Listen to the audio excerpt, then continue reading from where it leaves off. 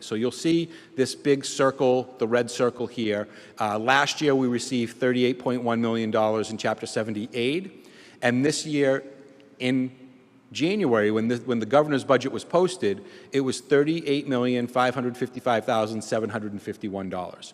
And that is because we were a minimum aid district receiving, at the time, a proposed $75 for each of the students in the foundation budget, the 5,746 students that attend the Peabody Public Schools. So that's what that number was. Through a lot of advocacy from many people in this room, from our school committee, from our teachers union, and from the Superintendent's Association, we were able to increase the Chapter 70 aid to $160 per pupil. So the amount of money that we're receiving is $39,044,161. So we were able to increase that money. And what we have here on this next slide is this shows the difference from last year to this year. So last year's $99 million budget, we had $38 million from Chapter 70, and the municipal contribution was $60.9 million for a total of $99 million. We had 821 FTEs in last year's budget. As we come over into this proposed budget, you'll see the number $101,967,320. This is what is being proposed tonight. This was the number that was approved by the mayor and the school committee in May, on May 21st. So the breakdown is $39 million from Chapter 70 and the municipal contribution of $62,923,159. So that's the breakdown of where the money comes from. And so when we start to do our budget, draft one of the budget, so prior to draft one, we put together what we call draft zero, which is just a level service budget. And we go through and we make sure that all those numbers are accurate, all the people are accurate. So in order to do exactly what we're doing this year, with all of our steps and lane changes, the increases through collective bargaining, and then right-sizing things like special ed transportation, health insurance, which I know you know has gone up quite a bit for us all. The level service budget this year that was presented in February was $104.9 million. And that is all of our services continuing. And there was a reduction of 0.2 FTEs. That was a 0.8 position that the person reduced down to a 0.6 position. So that's what the person has continued to do, and so that's why there's a 0.2 reduction there. So over the course of the next several weeks, we worked to identify what we call turnover savings.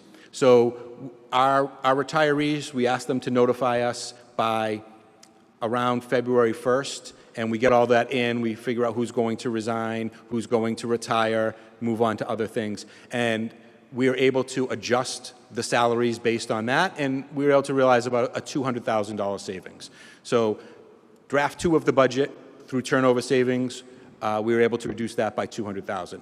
We still had quite a gap here because our number was 101.9 and we're at 104. So we're still almost a $3 million deficit.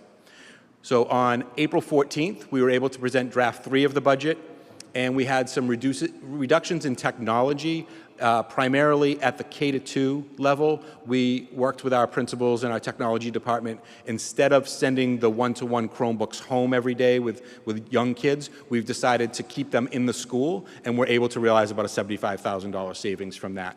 And then additionally, we were able to add 2 Passos classrooms to the West School, and we took an additional offset there. So we saw another $200,000 in savings in draft 3. As we moved to April 27th, we created a draft 4 budget, and we looked at our supply budgets because, again, we wanted to try to reduce the budget as far as possible without cutting people and trying to cut things, identifying where we could get some donations. And over the course of the past 4 years, we had increased supplies at every school by approximately 34%.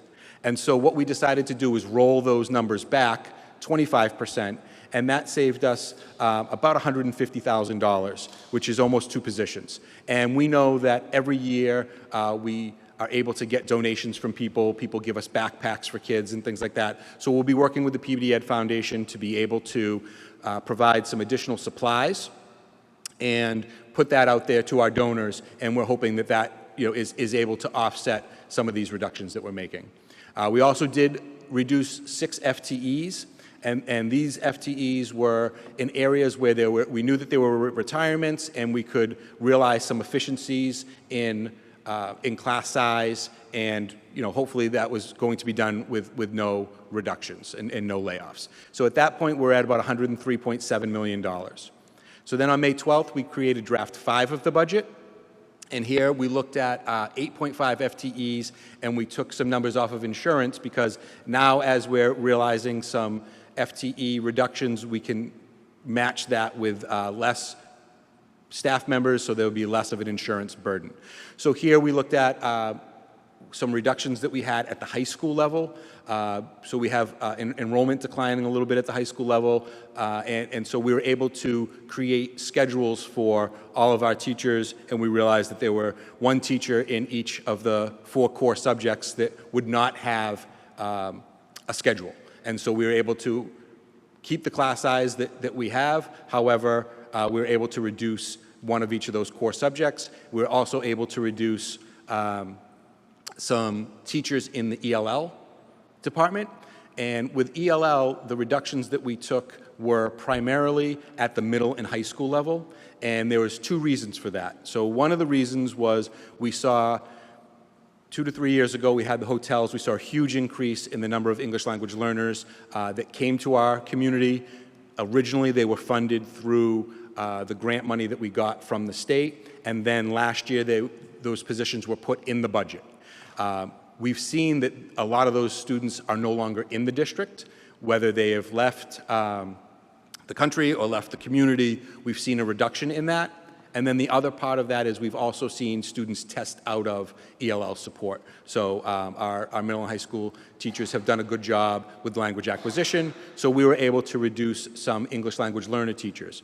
It did not impact the elementary school. We still have the same number of ELL staff members across the elementaries. However, at the middle and high school, with those reductions, we were able to see some efficiencies there.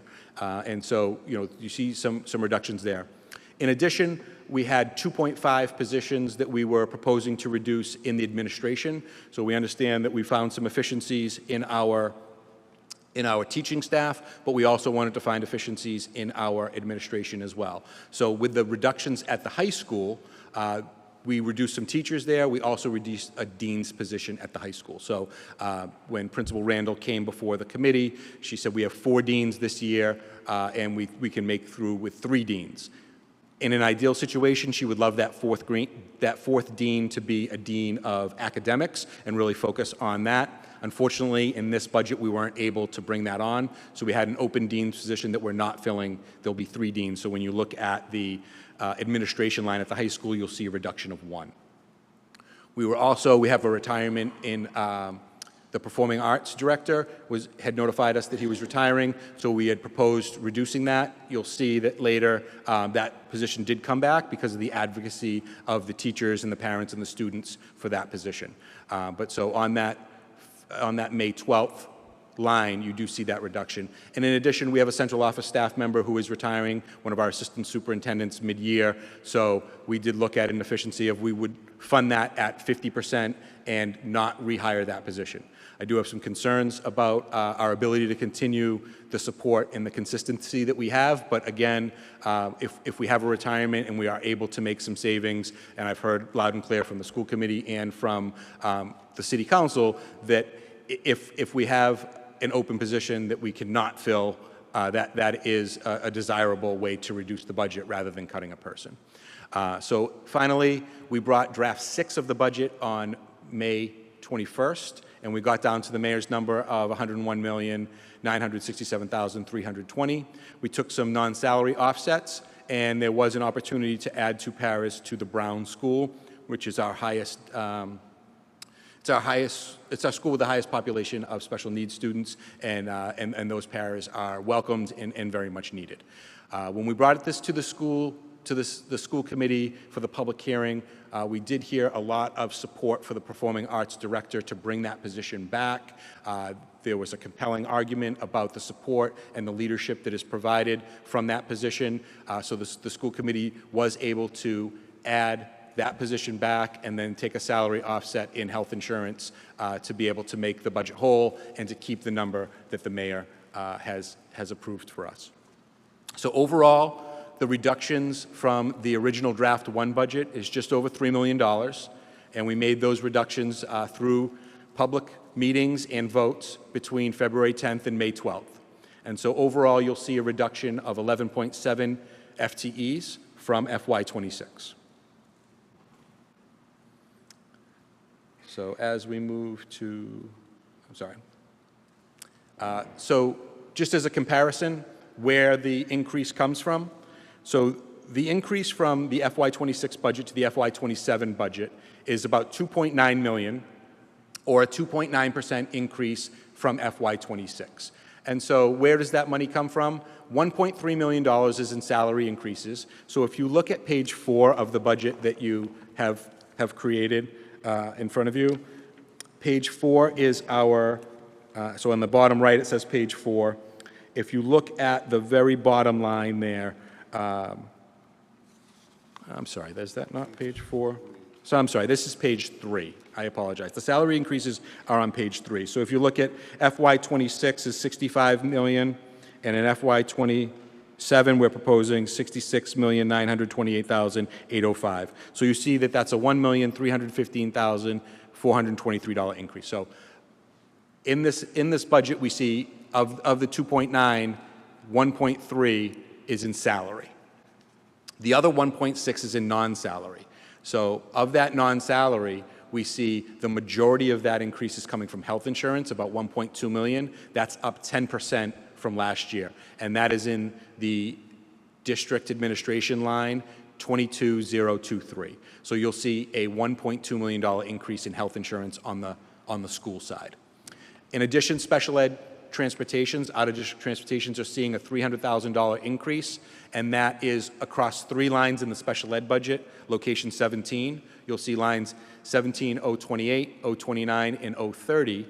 The sum of those 3 numbers are all of our students who are outplaced. That's $326,000. And then another big increase for us is transportation. So in the non-salary line, in the ordinary budget in transportation, which is location 20, you'll see a $292,000 increase. And then in salaries 18, in locations 18 and 22, other non-salary items, this is in utilities and technology, you see about a $67,000 increase.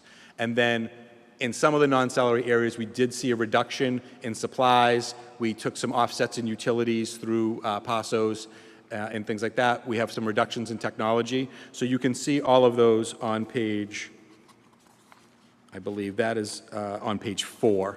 I apologize for the typo on this sheet. But on page 4, you can see the red amounts on the right-hand side show the reductions that we took in the non-salary. So overall, we're at a 2.9% increase from last year. And of the 3 budgets that the council is voting on, the city budget, I think, is about 4.5 or 5% increase from last year. The Essex Tech budget has gone up 18% from last year, but the Peabody Public Schools budget is going up 2.9%. So again, I live here, I'm a taxpayer. I understand that we are part of the city budget, and we're trying to do everything we can within reason to make sure that we're doing our part to reduce the budget as well. So we were able to reduce $3 million from the level service budget. So just a couple graphics about where our budget comes from. So on the left-hand side, you see this pie chart with the breakdown of the schools. This is our proposed $101.967 million budget. Of that, 65.6% is salary and 34% is non-salary. And the majority of that non-salary is health insurance, special ed tuitions, and transportation. For our increase, and this is one of the difficult parts that we're having. So we have a 2.9% increase, and of that, even though 2/3 of our budget is salary, only 45% of our increase is in the salary area. The other 55% is in non-salary, primarily because of the health insurance. So just despite our increase, a lot of that is really coming from non-salary items that we have that are obligations. This is a pie chart with our expenses in the operating budget. So in the operating budget, you'll see that 51% goes to teacher salaries, That is the vast majority of it. The next biggest amount is employee benefits, 16%. Our support staff, which includes our support staff would include paraprofessionals and other non-instructional positions, that's 8.8%. Out-of-district tuition is about 8%. Transportation represents 5.3%. And then our leadership, our administrators, the leadership is about 5% of the overall budget. Supplies, technology, and professional development is approximately 3.9%. And then our occupancy expenses are about 1.7%. And so that is sort of just a breakdown of how we're spending the $101 million. And so as we look ahead, you know, despite the very difficult budget reductions we have, and I give a lot of credit to the school committee for some thoughtful decisions and a very open process, this budget does allow us to keep the programs and the services that we have. We really want to focus our holistic needs on our students and our student population and meeting those difficult needs. And so I do believe that this budget helps us to do that despite having to reduce it by $3 million. I do think that we made some very thoughtful decisions, and we did everything we could. I see some surrounding communities cutting 60 teachers, cutting, 30 staff members, and, here we are reducing by 11.7 positions. So doing everything we can, and, we have a great team of us. I think we're lean and mean, but we do have a great team. We'll continue to look to add funding to our school and to seek that out as best as we can to make sure that we're supporting our students in any way we can. So I will stop there. I'm sure that the council has a number of questions. In the end, what we would like to do, and this will be when the council is ready, the last page of this, if the council is willing to approve the proposed FY27 school budget in the amount of $101,967,320 as presented. So that is what our request is this evening, and I'm happy to answer any questions. Thank you.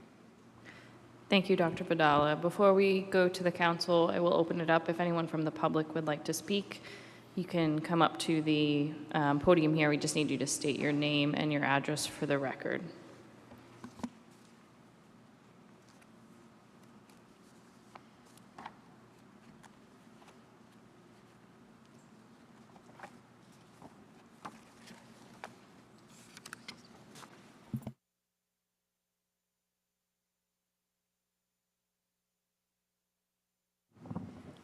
My name's, bring it down. My name's Karen Mayo, address is 61 Harrison Ave, Peabody, Mass. For full disclosure, I've also been a paraprofessional for 27 years in the Peabody Public Schools. For the last 8 years, I've been at the high school. And it's nothing new to any of the superintendent or the school committee members. I do not believe this is a good budget for us. We have kids coming in needing more services. Our special ed classes, special ed students on IEPs have gone up. The needs of the 9th grade students alone are unbelievable. Academic, social, emotional, maturity, you name it, it runs the gambit. I was in 3 9th grade classes this year, all U.S. history. I couldn't believe what they didn't know, that they didn't even know how to act in a classroom. Yet, we're cutting teachers and increasing class size. I know our enrollment's down. Enrollment can be down, but you can't cut teachers you need. And I know, as I said, I've been there 8 years. I worked in the elementary, I also worked in the middle. So I've seen youngest to oldest. And we do need the teachers that were cut. The class sizes, if you want these kids to do better, you need to lower those class sizes. Cutting teachers is not going to decrease class sizes, it will increase it. That is one of my biggest issues. And there's only so many go around. I have seen in my classes, I go from years ago when I first started, maybe 3 to 4 kids on IEPs. It's gone up to 10 kids on IEPs. And I have to know their accommodations, so doesn't the teacher. And then you have general ed students. You have ELL. You also have kids on 504s. We run the gamut. Paraprofessionals work with every child. Even though my title is special ed, I work with every student in a class. They need the help, I'll do it. But the more kids you put in a class, you're not going to get the results you want. They even said, and it was the high school principal, Ms. Randall, that based on what the facts they were looking at, 65% of the freshman class may move on past their core classes. You want that to go up, you can't increase class sizes. Another issue I want to bring up is the fact that I found out just last week that there was a teacher that, a position at the high school, and it is an art teacher, that is not being filled. I also heard that there's a teacher being reduced, a music teacher at the middle school. That was not brought up during the budget or during the public hearing. I also have an issue, which I'll also bring it on the city council. How do you expect people to discuss a budget if you do not put it out there? If budgets are not put out, people do not know what's going on. I do, and you can probably ask the members of the school committee of any of the school committee, or even some of the ones you have here. I've been going to those meetings for 28 years. This is the only meeting I come to up here. I will honestly admit that. My thing is the school. I don't have children in Peabody Public Schools. Peabody did a good job with all three of my kids. And that's why I come to fight for the school department and what they need and what the kids need. Your dollars and cents don't make sense to me, because how can you put a figure on teaching a child? Thank you. Thank you. Is there anyone else that would like to speak?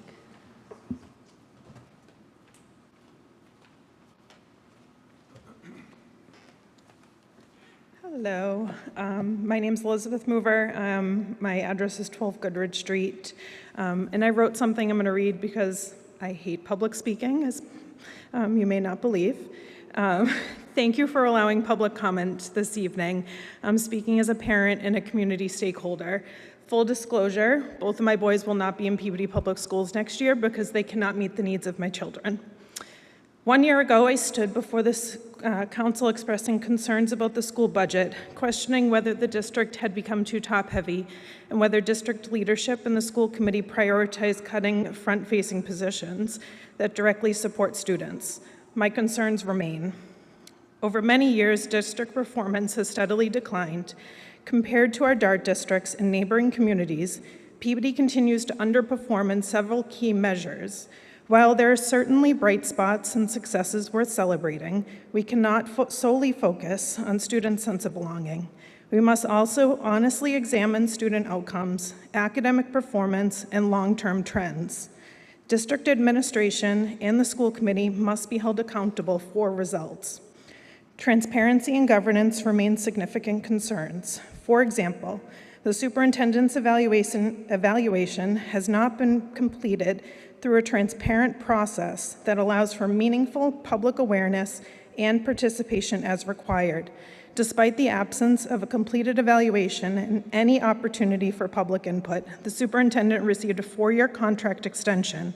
Given the district's long-standing continued decline in performance, it is difficult to understand how this lengthy extension could be granted without a thorough public evaluation process.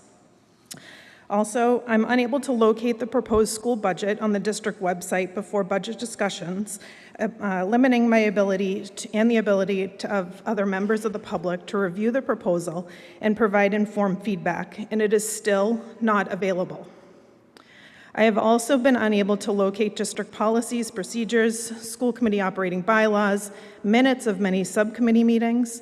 Some subcommittees appear to meet infrequently, if at all, raising questions about whether they're functioning as intended and in accordance with their own bylaws. An example of this was the Quality and Standards Subcommittee, who delayed the approval of the updated bullying policy.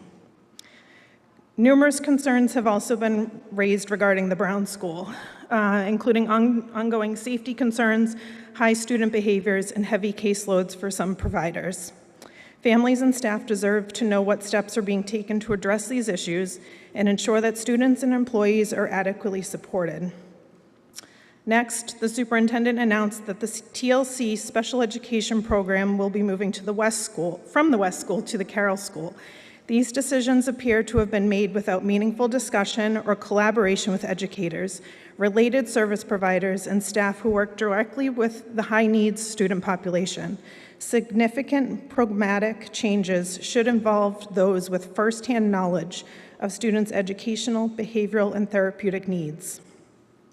It's also been brought to my attention, or to the attention of staff and the public, that a principal who's choosing to leave his current role for another opportunity outside of the field of education, but is now being permitted and funded to stay on as a consultant. It's unclear what he'll be consulting on and why during a difficult budget season we are funding a consultant yet eliminating front-facing staff. It was refreshing to witness the City Council engage in a thoughtful line-by-line review of the city-side budget. That level of discussion contrasted sharply with what many residents observed during recent school committee budget and regular meetings. At times, members attempting to ask questions or participate meaningfully appeared to be interrupted, spoken over, or told, quote unquote, "This is how we do things." Maintaining the status quo for 6, 10, or even 20 years of declining outcomes is not a path towards improvement. State data raises serious concerns. Peabody's dropout rate is nearly double that of neighboring communities, with English learners experiencing the highest rates. Only 75.8% of Peabody students complete Mass Core, compared to approximately 98 to 100% in surrounding districts, despite Mass Core being adopted by most districts statewide, and just in the last week or so, now being required by the Governor's Graduation Council. 2 newly elected school committee members have advocated to get this in place before the end of the school year for incoming 9th graders, with the endorsement of the superintendent, the high school principal, and the director of guidance. However, the 4 senior school committee members voted against it. Additionally, only 64.8% of Peabody 9th graders pass all of their courses. Available data suggests that minority students, high-need students, English learners, and students with disabilities are not achieving outcomes comparable to their peers. Despite this, numerous ELL front-facing teachers were cut from the budget. What has changed since last year? Unfortunately, not much. Test scores have continued to decline. We continue to eliminate front-facing positions serving students who are struggling, failing, or at risk of dropping out. I'm asking the City Council to return the school budget to the school committee for a truly transparent and meaningful discussion. As someone who watched every minute of these meetings, the school committee did not exercise the level of oversight demonstrated by this council. Members should have reviewed the budget line by line and held the superintendent accountable. Instead, budget reductions appeared to have been largely predetermined before meaningful discussion with departments occurred. School councils were not given the opportunity to present their school improvement plans and goals to the school committee in accordance with operating bylaw BDFA. These plans should have been submitted to the superintendent and school committee by February. Additionally, how can the school committee effectively review and ultimately approve a budget without having all of that information? In last year's budget, district administration appeared top-heavy. In the review of job descriptions we were provided to us last year, the roles of the Assistant Superintendent of Pupil Services and the Director of Student Services share the same roles and responsibilities. Yet when reductions were made this year, the positions eliminated were primarily front-facing staff who were directly working with our students every single day. Last year, the City Council returned the budget for similar reasons, and it appears little has been learned from that experience. Effective governance requires transparency, accountability, and public engagement. At this time, I do not have confidence in the current district administration or school committee to provide leadership necessary to improve district performance and restore public trust. Thank you.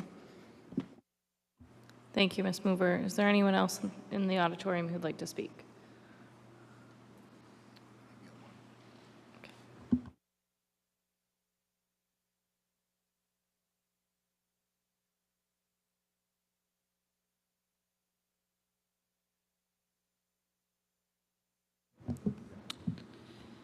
Good evening. My name is Kimberly, and I live at 39 Forest Street in Peabody. It's pretty sad to say that I'm going to be standing here today doing the same thing I did last year. I'm stood in front of you, all you guys. I know a couple of you are new, but I stood here last year because of the job cuts that we were going to do for the 8th graders. We had to save cluster because we realized that it is every student, every day. I fear that the school committee is failing the students. They're making job cuts for paras. IEPs are going up. 504s are going up. Students' needs are going up. Numbers for students might be declining, but the needs are still there. The children's mental health, skyrocketing. Doesn't matter if it's at the middle school or at the high school.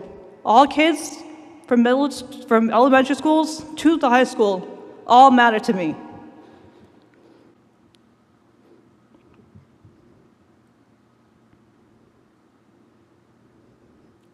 Why do we have Mr. Busey, who's leaving as a principal, to be a consultant? What is his job going to be doing? Who is he going to be working for?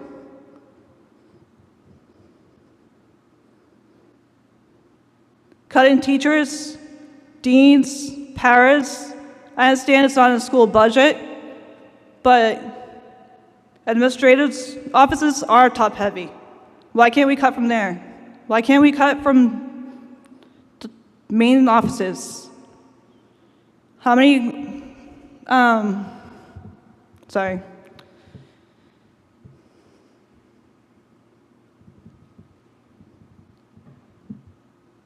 How many people do we have working in the offices at the Higgins? How many do we have working at the high school offices? There's many, and I feel like we should cut from there. Don't cut from the kids, like the teachers, the deans, paras. Those all matter to children. Making class sizes bigger, that's not the answer. Why was it in the budget 4 years ago to have 4 deans? But now we have to cut 1. I understand the numbers have gone down, but like I said, the children's needs have gone up. At least give us an administrative counselors for these students. Like I said, hope is every student of every day. That's clearly not happening.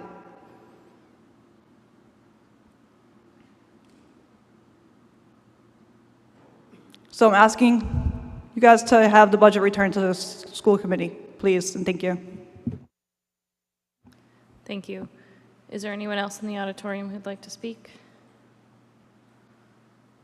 Seeing none, there is no one on Zoom. I'll turn it over to the council.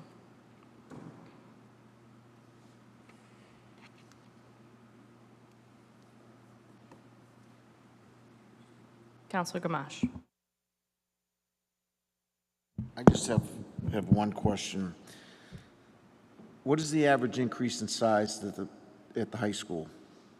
Average class size went from what to what? The class size at the high school? Yeah. The average class size, I believe, in English is like 16. The average class size in science is 18 or 19. In history, I think it's 20.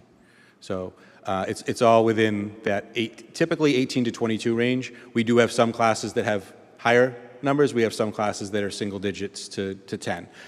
They were able to create schedules for everyone within the limits, in that wheelhouse of 18 to 22, but I think our average class size in English is like 16. So we were able to do that and reduce one position because there's only 1,180 students enrolled at the high school now. There used to be 1,500. So now that we only have 1,100, when we do the schedules, we did the schedules and we have one extra FTE. And in this type of budget situation, we just simply cannot fund a position and basically take a class of 18 and split it into 2 classes of 9. So we had to reduce there. Councilor Turco. Thank you, Madam Chair. Doc, I had a lot more than one question. Let me start with this. So I need new glasses. On June 5th, you sent us a document in response to some of our motions. And what you did at the very beginning of that is a reminder of Mass General Law, Chapter 71.8.34. And I just, I appreciate the reminder, but this has become commonplace that, we're constantly as a council reminded of the rules. We know what the rules are. The rules are we can vote yes on your budget, we can vote no on your budget, or we can cut your budget. But yet we can discuss anything we would like to discuss or ask for any piece of information that we would like to ask for in order to make an educated decision on which of those 3 things we do.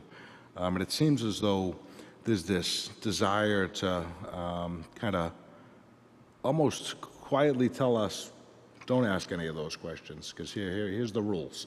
And, I'm starting to like them, but Councilor Hockman, kind of gave me that lecture as I was asking for these motions that you followed with that lecture. It's not the first time. So I just want to say publicly, we are all well aware of the rules here. 10 and a half years on this council. I'm well aware of what my duties are, what I can ask for, and what my limitations are in your budget. None of this is meant to be insulting to you or anybody else in the school district. It's just you saw what we went through over the last couple of weeks in our own budget. So questions need to be asked and answered, and I just, and I know you respect that. You and I met, and you're great. You and I have had some great conversations.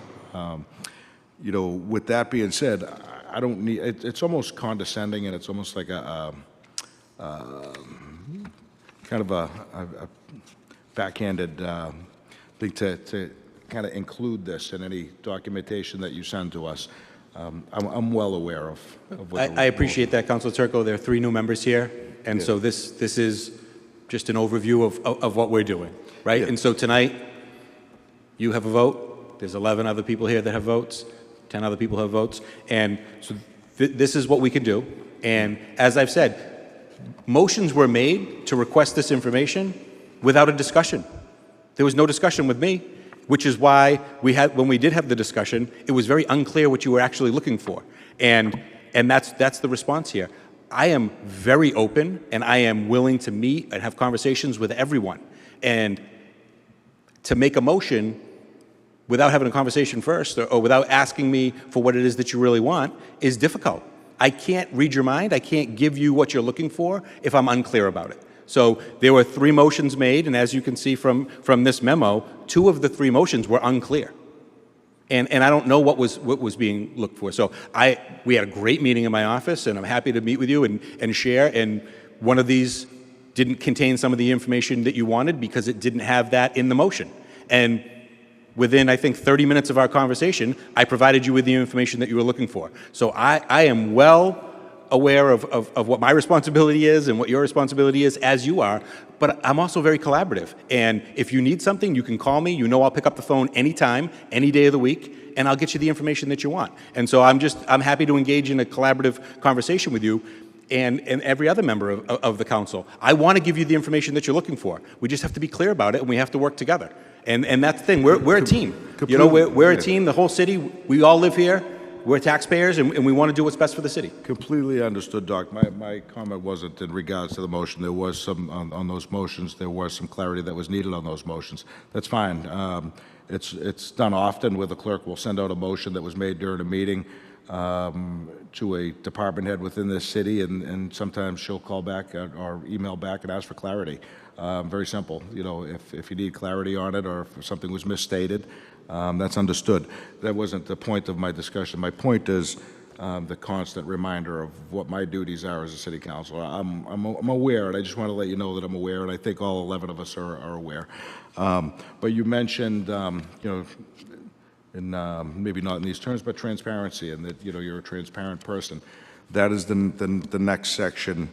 Again, you and I discussed it, and, it seems like at least this year and last year, and maybe the year before, grant funding for positions has come up, over and over again. I don't know whether you need those positions. I would like to look at them and see that, you can defend any one of those, but I don't have them to look at. And it's almost to the point where, we see the social media posts, we see the general direction of the government as a whole, from the federal level down to the local level, and transparency, audit, all these things are just, they're rampant. It's the most commonly used words in the world. Whether residents are right or wrong about that, it's the appearance. And the appearance when we have to continually ask for what positions are covered under grants. And I understand what you said about the timing, that we approve the budget in June, and then, you apply for grants, and DESI doesn't approve them until September, October. I understand that. You have an intention on who you're going to keep and which ones you're going to put under grants. Again, there may be no issue with any of those, but the appearance is continually that you're hiding people. And whether that's a true indication or not, if it looks like a duck and it walks like a duck, it's a duck. And, it's, as again, nothing I didn't say to you in person in your office. There's the impression that you protect people, and you protect them, and you put them under grants, and you don't put them in the budget so that nobody can see where they are, nobody can ask you questions about them. And you have to admit that that's the way this has been for at least 2 years, maybe 3. That, and I don't understand that, because on our city budget, the mayor includes every position in this city. We have the, under the health department, somebody remind me, it's social services department. It's completely covered under grants. But yet each position and each item that gets expended under the social services grants gets presented to us. The skating rink, the golf course, those are enterprise funds, self-funded, through themselves. We get every position. We get, people may have, disagreements on, some of those programs or expenditures, but they can make that decision publicly, and the mayor will defend, if he needs to, the positions that are covered under those funds. And I believe that you're more than capable of defending the people that you put in these positions. So without making any thought that you're wrong about needing them, I just ask that there should be a budget put forward, and if you have to provide a separate document of everybody that is under a grant, if you can't provide exactly what grant that is, that's fine. But these employees are not in the city payroll, or not in the school budget. They're covered under a grant, and this is, what their position is. And then if you do that, I think it totally eliminates any of the need for this back and forth every year about it. I mean, I have very limited questions. I know the school committee. I watched their meetings. I thought they were pretty thorough. Do I agree with everything that was done? No, but they have a tough job. And I thought they were thorough in the 4, 5, 6, 7 meetings that they had. They had much more than us. Councilor Hockman had said to me, geez, I'm surprised you guys only have a couple of meetings on your budget. And he's right. I watched the school committee, and I hope that I never am a school committee member. They do a lot. So I think you heard us in a lot of ways. And I think, and I said this to the mayor, and I'll say it publicly, I think you heard him, I think you heard us, and I think you heard the school committee by holding back this information for no apparent reason. And, I try to figure out why. I say, he's a pretty smart guy. He can defend, where these positions are going. We'll address some of those in a second. So defend them. So just put them out there and defend them. There's no other reason to hold these back.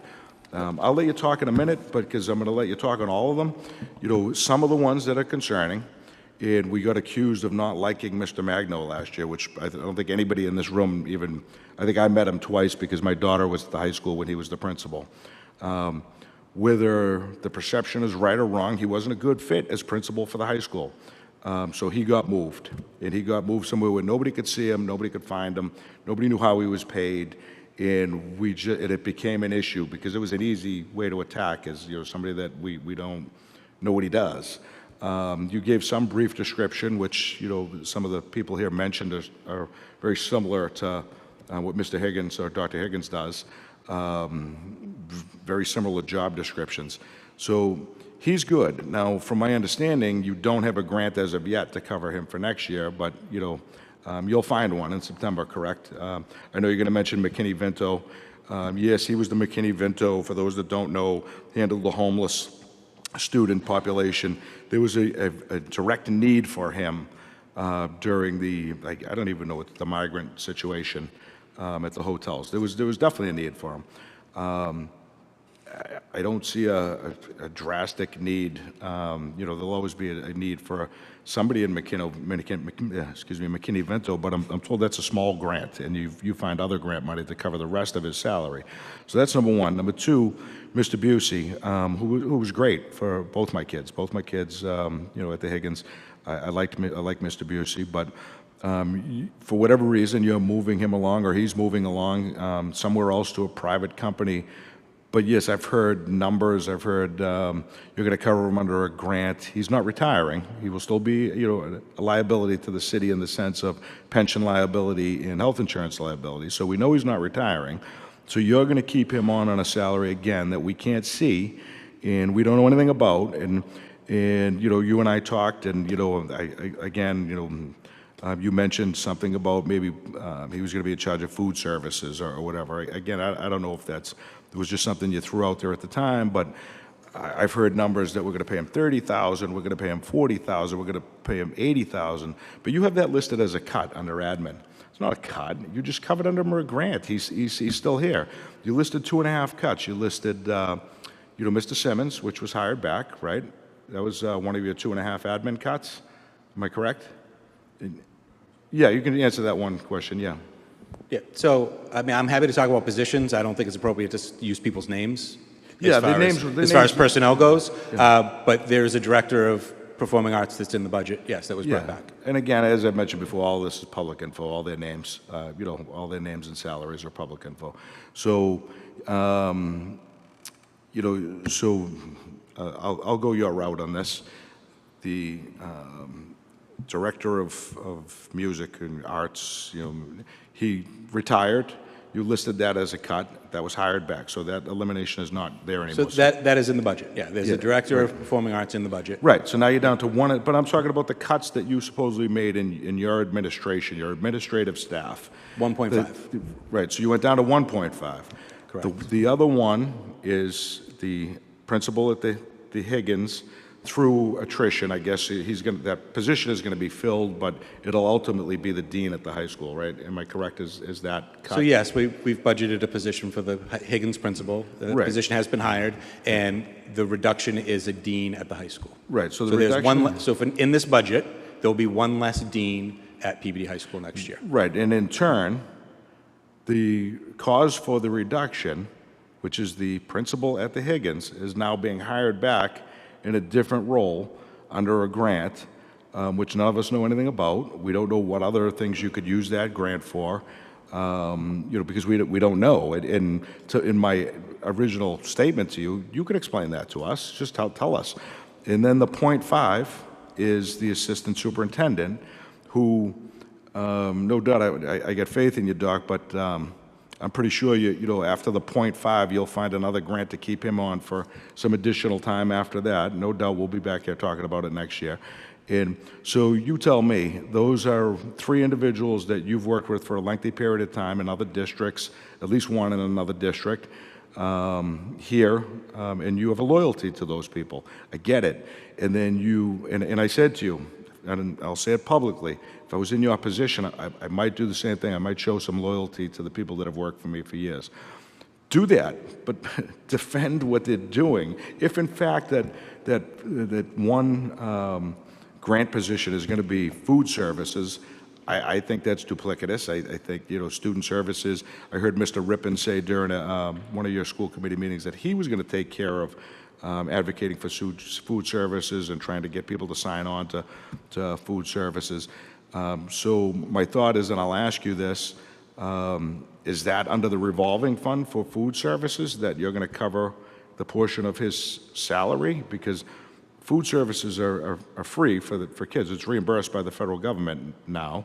So basically, I guess this is a question, not an accusation. You're taking the reimbursement and you're adding this person to that through the revolving fund? Is that the answer? So let me begin by saying... I'm going to give you the floor, Doc, but I'm going to take it back when I want. So just go ahead. Absolutely. Go ahead. But so I mean, you said a lot, so let me respond to it. Yep. And so we're here tonight to discuss the appropriated budget, right? And so this, as I said, this is the 7th budget I've done. This is the budget process, the budget that Peabody has done, that I adopted.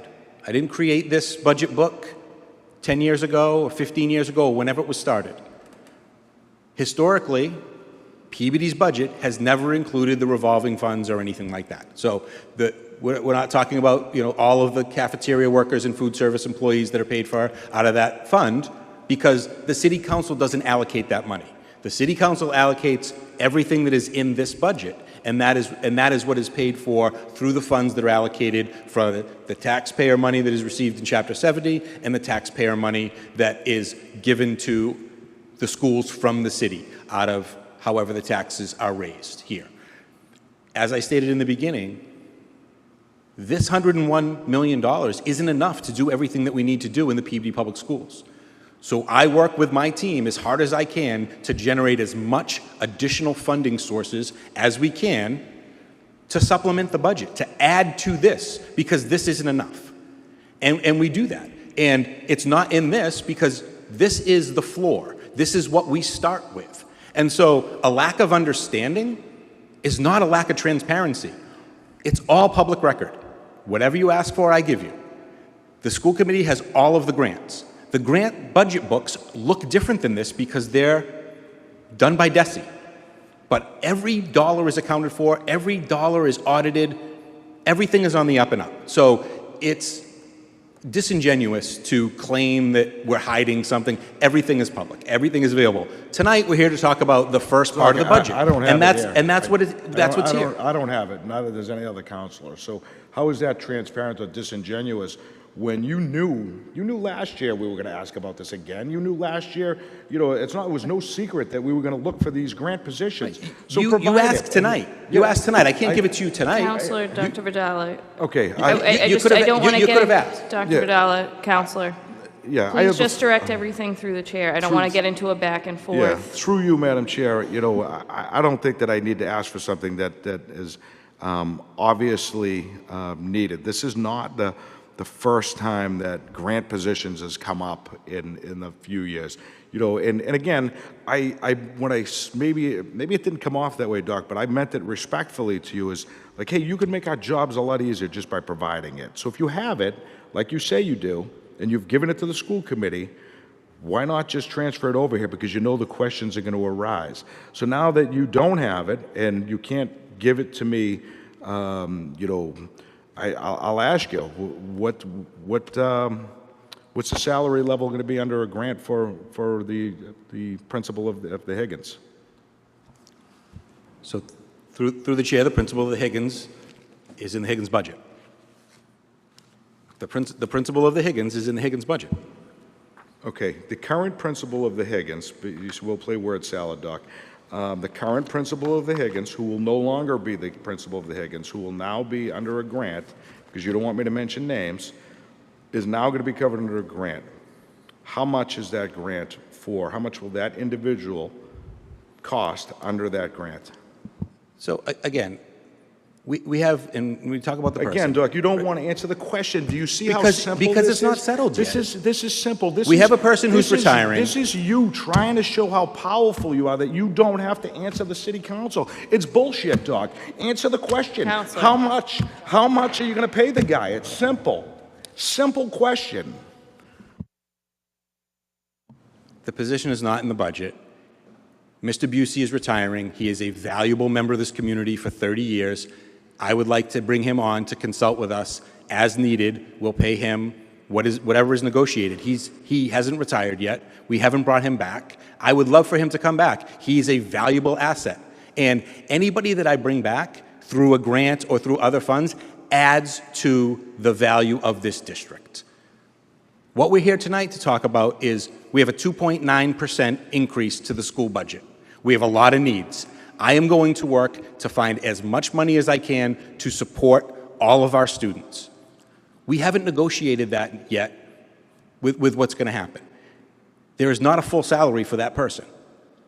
But what we do have is we have a Higgins principal, and that's in this budget. So, and I'm happy to discuss those with you at another time. But tonight we're here to talk about the budget. In July, when the grants come out for next year, we should have a meeting about that. And when they're approved, we should have a meeting about that. And you can request those documents, and you can request last year's documents. They're all public knowledge. But before we get grants for next year, we have to approve the budget. We have to approve the bottom line, baseline, what is the minimum that the city council is going to invest in the Peabody Public Schools. We have to do that. 2.9% of an increase compared to 18% for Essex Tech. Through you, Madam Chair, to the superintendent. That is exactly where we disagree, Doc. You know, you keep referencing this budget, this budget, this budget, and you and I, again, this was part of our conversation in your office. You believe that you get a grant and it no longer belongs to the people. You believe that it's yours to do with as you choose. I totally disagree on that premise. I think that the vast majority of the residents of Peabody and this council will disagree on that, with that premise. You work for this city. You got a grant through the staff that we pay.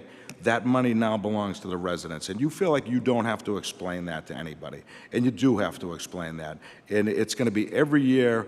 And, you know, I've had discussions with, you know, the mayor and others. This is difficult to do this.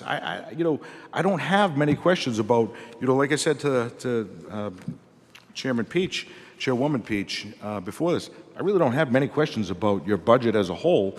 It's the perception that, you know, every day, you know, I'm thick-skinned. You know, there's an accusation of, oh, the council's not transparent, the school committee's not transparent. And that stems from, I can't get the information. And I'm glad you publicly said, I'm not going to tell you, you know, I'm not going to let you know, because you know exactly how much you're going to pay him. He didn't leave here without knowing exactly how much he's going to get paid in that grant for next year and, you know, work for this other separate company. So please don't tell me he did. I'm not naive. It doesn't work that way in the real world.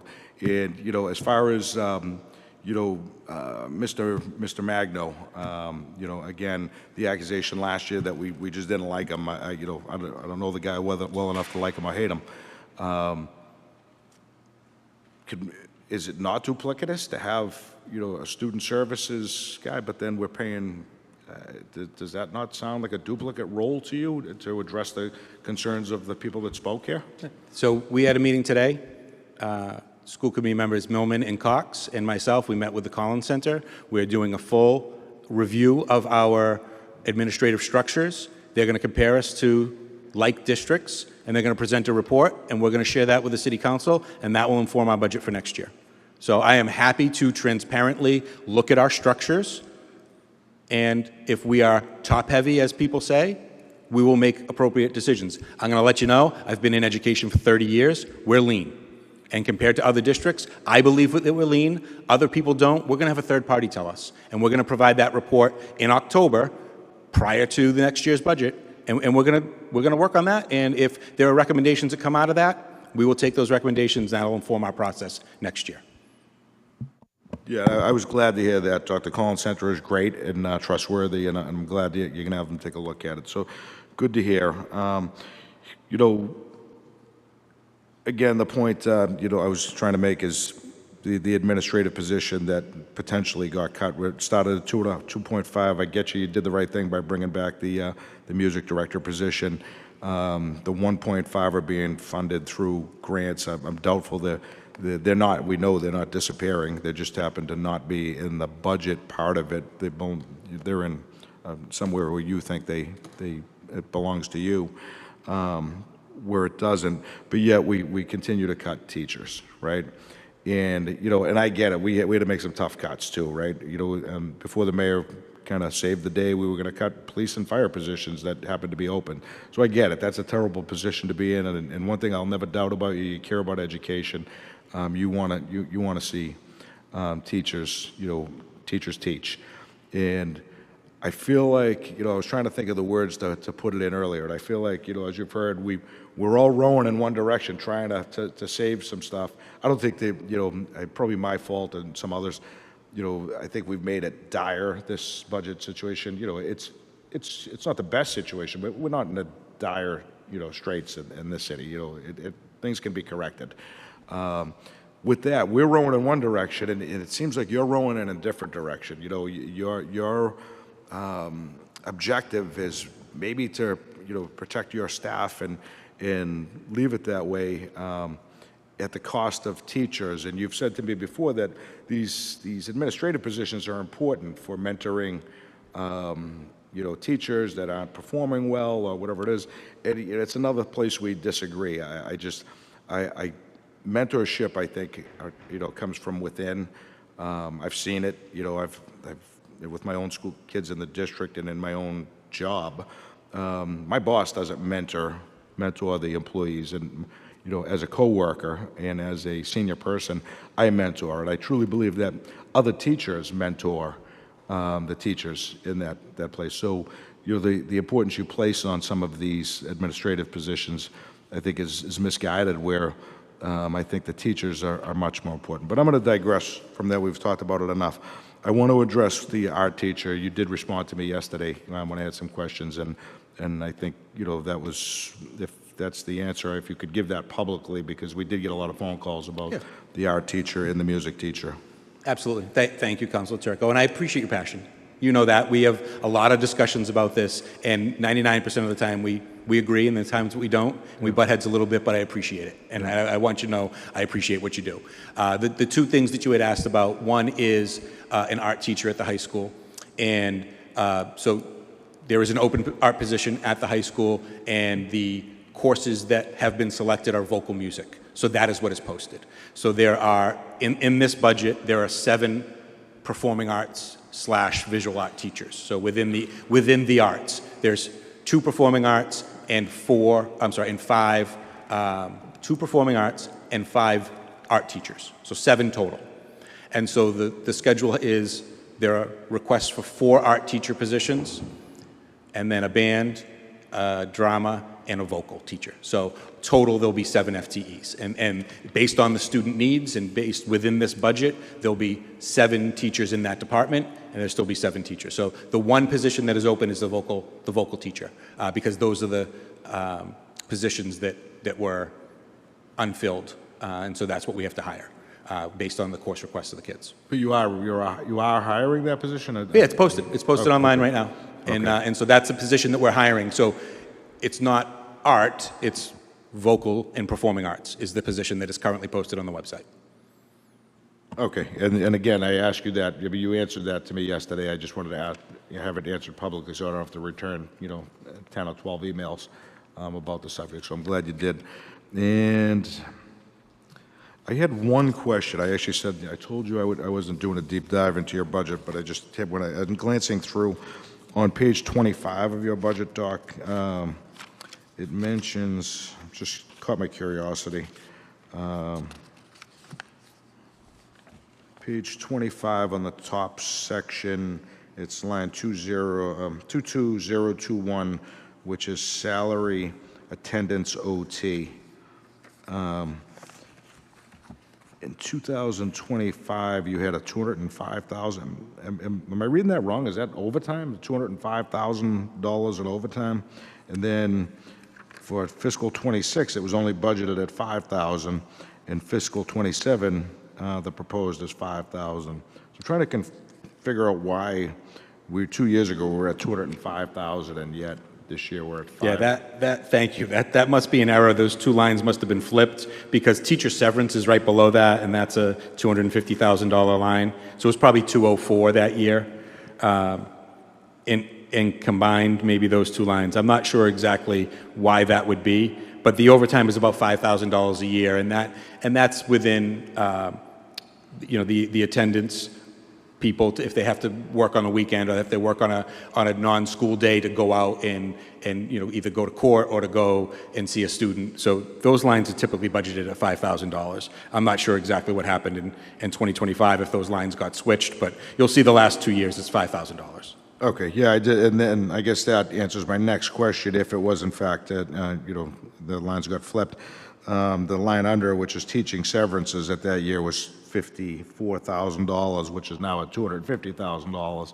And that was my next question as to why. Yeah, that must be the error from FY25. Those two lines must have been combined and then split out. But that's what that is. So the teacher severance is when teachers retire, if there's a payout for sick leave or whatever it is, that's part of the collective bargaining agreement. So in general, that's what that line funds. Okay, Madam Chair, through you, Mr. Rippon, seems like he wants to answer that question for me. Do you mind if I go to Mr. Rippon? Mr. Rippon? Yes.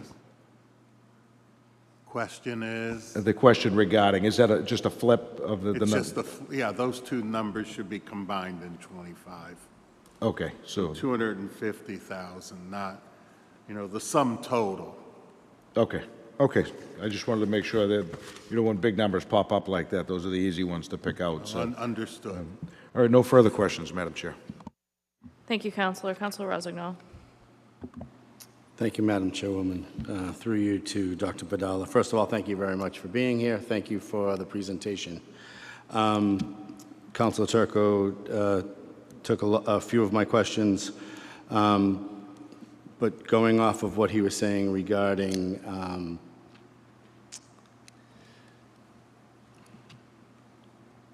grant positions, that is something you collaborate with the school committee, correct? Being on the school committee previously, you get your entire budget book, and that is every position, including grant-funded positions, correct? So the school committee has all the grant funding positions, and so I do think it would be helpful, and I'm welcome the council, when we get the grants for this year and we do the budgets, I'm happy to share all that information in real time so that you have it as it goes forward. So this is step one in the process. Step two would be federal grants, the entitlement grants. Those budgets will be done by September, October. I think we should share those. We have a liaison position to the school committee. Let's share all those publicly. Let's do it in real time, and let's do it the right way this time, because I see, Councilor Turco getting, frustrated, and I see the other councilors getting frustrated. Let's do that in real time as we move forward. Through you, Madam Chairwoman, to be honest with you, as long as the school committee gets all of that information, that's where it should be vetted. My personal opinion, it should not be vetted here. Our job is to, as Councilor Turco said earlier, we either vote the budget up, we vote the budget down. We can't send it back to the school committee, or we cut it. Those are our three options: vote it up, vote it down, cut it.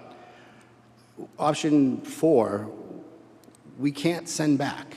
Those are the three options we have. So regarding grant positions, to be perfectly honest with you, I think that needs to be part of the school committee, part of their deliberations, part of their understanding, part of their open meetings, so that it is part of the public. People can see the discussions, but I don't necessarily think that has to then come before the council. That's just my opinion. That wasn't a question. That was just my 2 cents. Going into a couple of things that you did mention that I do have questions on. You said last year you had 14 competitive grants. Do you anticipate that number again this year, increasing that number of grants, trying to get more money and more funding? What is your game plan regarding competitive grant funding? Yeah, so it's a great question. We will continue to seek out whatever is appropriate for us. So, for example, we got the PRISM grant. It's a multi-year grant. We'll get that again. It's a reading grant. Capital skills grants go to purchase, different, machines and operational costs for CTE. Like those are really important. We'll continue to do that. And if there's, Holocaust and genocide grants or there's little grants like that, we'll continue to do that. So 14 was a big number this year, which we were very happy about, but we'll continue to, and we're strategic with what we apply for. The relationship that we have with DESE, because we are a good partner, we tend to get more grants now, and that's because of the great work that we do. So 14's a lot. I'll try again. We certainly want to, but I think it's a tight budget season for everybody. So we want to reduce the burden on the taxpayers and then try to go out and get as much as we can to supplement that. Excellent, thank you. One of the things, and I've had this discussion with the mayor, and I'll have it now on the floor, is I think that, and we've had the position in the past on the city side and on the school side, but I think a grant writer would be invaluable on both ends. I think a position like that for the schools where there's school-specific grants out there and having a grant writer to find them, and then having their position baked into what they bring in. That way it's not costing the district anything, and I think that that would be something that the city would really benefit from too. That's just my opinion. The next question I have is, I know you said that there's going to be a reduction in ELL services at the high school. So what does that look like post-reduction as far as services go? Are the services going to stay the same? Will there be some reduction? What will that look like? Yep, the services will remain the same. The students will continue to get the same services that they get. There's just less of them, and so they require less staff. Thank you for that. The next question I have is, you said that you're going to be reducing a dean at the high school with the potential of that individual becoming the next Higgins principal. So now the deans will be reduced to 3. So how many students will each dean then have? It'll be about approximately 400 students per, because there's only 1,200 students at the high school for next year. They are looking to really support the 9th grade, so putting 1 dean at the 9th grade for all the incoming 9th graders, and then having the other 2 deans split 10, 11, 12. And so there is some work that they're doing with that model, but Principal Randall thinks that's a really good way to support the incoming 9th graders. They're looking to have 2 dedicated guidance counselors and a dedicated dean to really focus on that 9th grade experience and make sure the transition, because that's such a critical age. And then 10 through 12 would be split between the other 2 deans and the other 4 guidance counselors. Thank you for that. Do the deans help seniors with college prep, getting like that type of entity as well? Primarily, that's the guidance counselors. All right. I just wanted to make sure that was the guidance counselors, yeah. All right. I just wanted to make sure it wasn't under the same umbrella. So, perfect. I only have 2 more, 1 question and 1 comment. Can you just elaborate on the reduction in tech, what that entails and what that looks like? Because I know that was part of your presentation. Absolutely. So in technology, the year that I came on, 2020, in COVID, we went to one-to-one Chromebooks K through 12. We're seeing a lot of screen time with kids is not great. So we're looking to, with our K to 2 students, provide grade level laptops or grade level Chromebooks so that they can do some educational pieces, but not have a device dedicated to each child that goes home with them. When they get to the MCAS year, starting in grade 3, we're proposing to continue to have the one-to-one device so the kids can bring those home and whatnot. But K to 2, we're not going to send them home, and that's going to save us about $75,000. Perfect. Thank you. Last comment. I was on the school committee for 8 years. I've been on this council for 8 years. I think this is honestly the first time I've ever seen the salary lower than non-salary. That just shows you the, in my opinion, honestly, in some cases, how much things have changed. Because the fact that our ancillary services and non-salary items are more than our salary items, I'm actually at a loss for words. And then I know there's been a lot of discussion regarding being top-heavy, being top-heavy, being top-heavy. I think the bigger issue is really delineating what each assistant superintendent's roles, responsibilities, job titles are, so that the public knows. I think it's more of a PR problem than a person problem, and I'm not looking for comment. I just know when I was on the school committee and we went to other districts, and I sat in a room that had a director of everything under the sun when we were looking for a superintendent, and that was over 10, 12 years ago. So I honestly don't think it's a top-heavy problem, but it's really a perception problem, and really having people understand what each role and responsibility is. Anyway, Thank you very much. I appreciate your time. Thank you, Madam Chairwoman. Thank you, Counselor. Counselor Manny Martin. Thank you very much. I don't have too much to ask about the budget in and of itself. Having been a school committee member many years ago, I do try to stay in my lane. But that being said, I think Kim Sinclair said it perfectly when she spoke earlier. She said she can't, you know, seems like she can't believe that she's seeing and saying the same thing as she did last year. So I think this discussion this evening is good because that is the perception. And again, this is about messaging and leadership.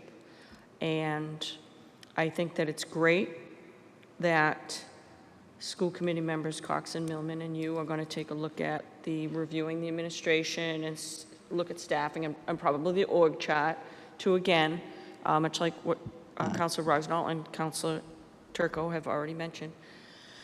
Once you let the public know things, then they feel that everything is fair, and taxpayers are very generous people. As long as they know where their money's going and they feel that things are being fair and transparent, they're good with it. So that's all we're doing here. And I will say, though, that, you know, Council Peaches is allowing public comment, and it would be disingenuous of us as a city council to have them speak, but then just kind of say, well, we can only vote it up, we can only vote it down. It's this superintendent's job to decide what grants go where. That's bad messaging. We're allowing them to speak. We should be able to ask the superintendent anything we want. And it could be a learning experience for us to learn from him things so that we can respond to our constituents when they ask us these questions, instead of us saying, oh, I don't know, I stay in my lane, that's not my job, call a school committee member, because they call us. So we should be able to have the information and try and help get the messaging in line with the leadership and the transparency. So I think that's all anyone up here is trying to do.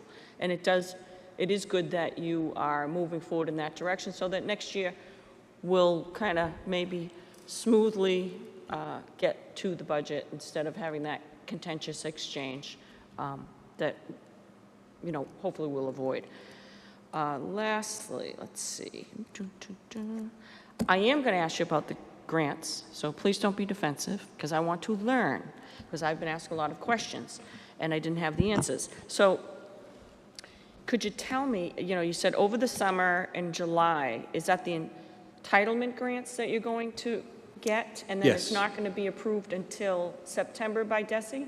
The budget will be approved, yes. So Okay. we'll receive those federal allocations in July. Typically, we receive, it's Title I, it's for reading, IDEA is for special ed, and then we receive Title III, which is a small allocation for ELL, and Title IV for a well-rounded education. Okay, so along those lines then, you also said that they must be spent in a certain way, and it's very strict guidelines within which you must spend, correct? Correct. So could you tell me, because are the administrative positions being, was it supplemented or supplanted? Supplemented. Supplemented. I can't read my own writing these days. Yes. So, Yes. Supplemented. So what type of restrictions are there? Can you put student-facing positions in there? And what are the restrictions? I think if you share that with people, they might say, oh, well, he can't put that in there. Instead of just a blanket statement saying, it's very strict, and I got to follow it, and we're not going to talk about it. So if you could tell us what the restrictions are, and whether it has to be administrative, or can it be student-facing positions? Yes. Thank you. Thank you. If you can answer that. Yes, Thank you. great questions, and I thank you, and I do look forward to addressing some of these perception issues through the work that we're going to be doing over the next year. So for Title I, that's one of the grants that we get, that's around reading for low-income students. The majority of those positions that are in there are student-facing. So we have Title I tutors, Title I reading teachers.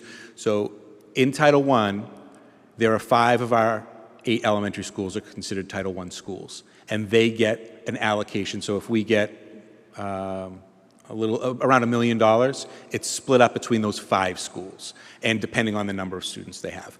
and we can only add to the budget over and above what we give to everyone. So you'll notice that in this budget, there are 8 elementary reading teachers, 1 at each school. So we fund that from the appropriation. Everyone gets the same thing from this budget. And then from the Title I funds, we can add reading teachers to the Carroll, to the McCarthy, to the Brown, and to the Welch. The South got a little bit of money, but they don't have as much diversity or as much low-income students. But those other 4 schools receive the brunt of that money. So they get extra reading teachers, they may get a math interventionist, they get Title I tutors. So a lot of that is all student-facing. And then another grant, the other big grant that we get is IDEA, which is the special ed grant, and a lot of our paras are funded out of that for the middle and high school. So most of the positions are student-facing. There's very little administrative costs in those federal entitlement grants. Those are the ones that we're guaranteed to get. The competitive grants that we get, or a revolving account that generates money. So for example, the integrated preschool, some of it is funded through the budget, and then the other is funded through the resources that we bring in. So they charge tuition for the role model students. So the director of early childhood is paid for out of that revolving account through the funds that are generated from that account. So that administrator is paid out of the revolving account for that specific purpose. So it's tied to that. The revenue directly pays for that position, a teaching position, and 2 para positions. Okay, and lastly, you said on the chart you had up earlier, on the 427 meeting, you reduced 6.0 FTEs, and then on the 512, you reduced 8.5 FTEs, and then the total tally was 11.7? Yes. My mathing isn't working there. So we added 2 paras. So we started off with a 0.2, and then we reduced 14.5, so the total was, we would be down 14.7. We added 2 paras, so 12.7, and then we added back the performing arts. I got it. We added back the performing arts director, and that got us to 11.7. All right. Okay, that is, and just one last comment. There's been talk about protecting people on both sides. It happens on the city side, it happens on the school side. Yes, the mayor is more, he's more open about it, and he'll come and defend those positions. And so there is a perception that it's a protection. So it happens on the city side too.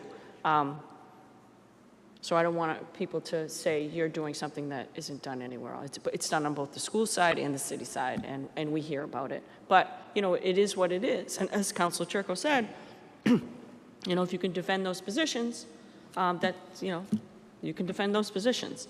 And like I said, the mayor does come and he puts up a good fight for positions. Let's just leave it at that. But it happens on both the school and the city side, so it's not just, it happens everywhere. Not to say that I agree with it, but just to be fair, it's happening on both sides of the aisle. So with that said, I think all my questions have already been asked, or I've asked them, and I thank you. Thank you.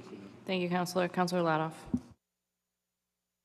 Thank you so much. I want to thank you and school committee for all your work on the budget. I know this wasn't easy. It was a very difficult year for the city and for the school committee.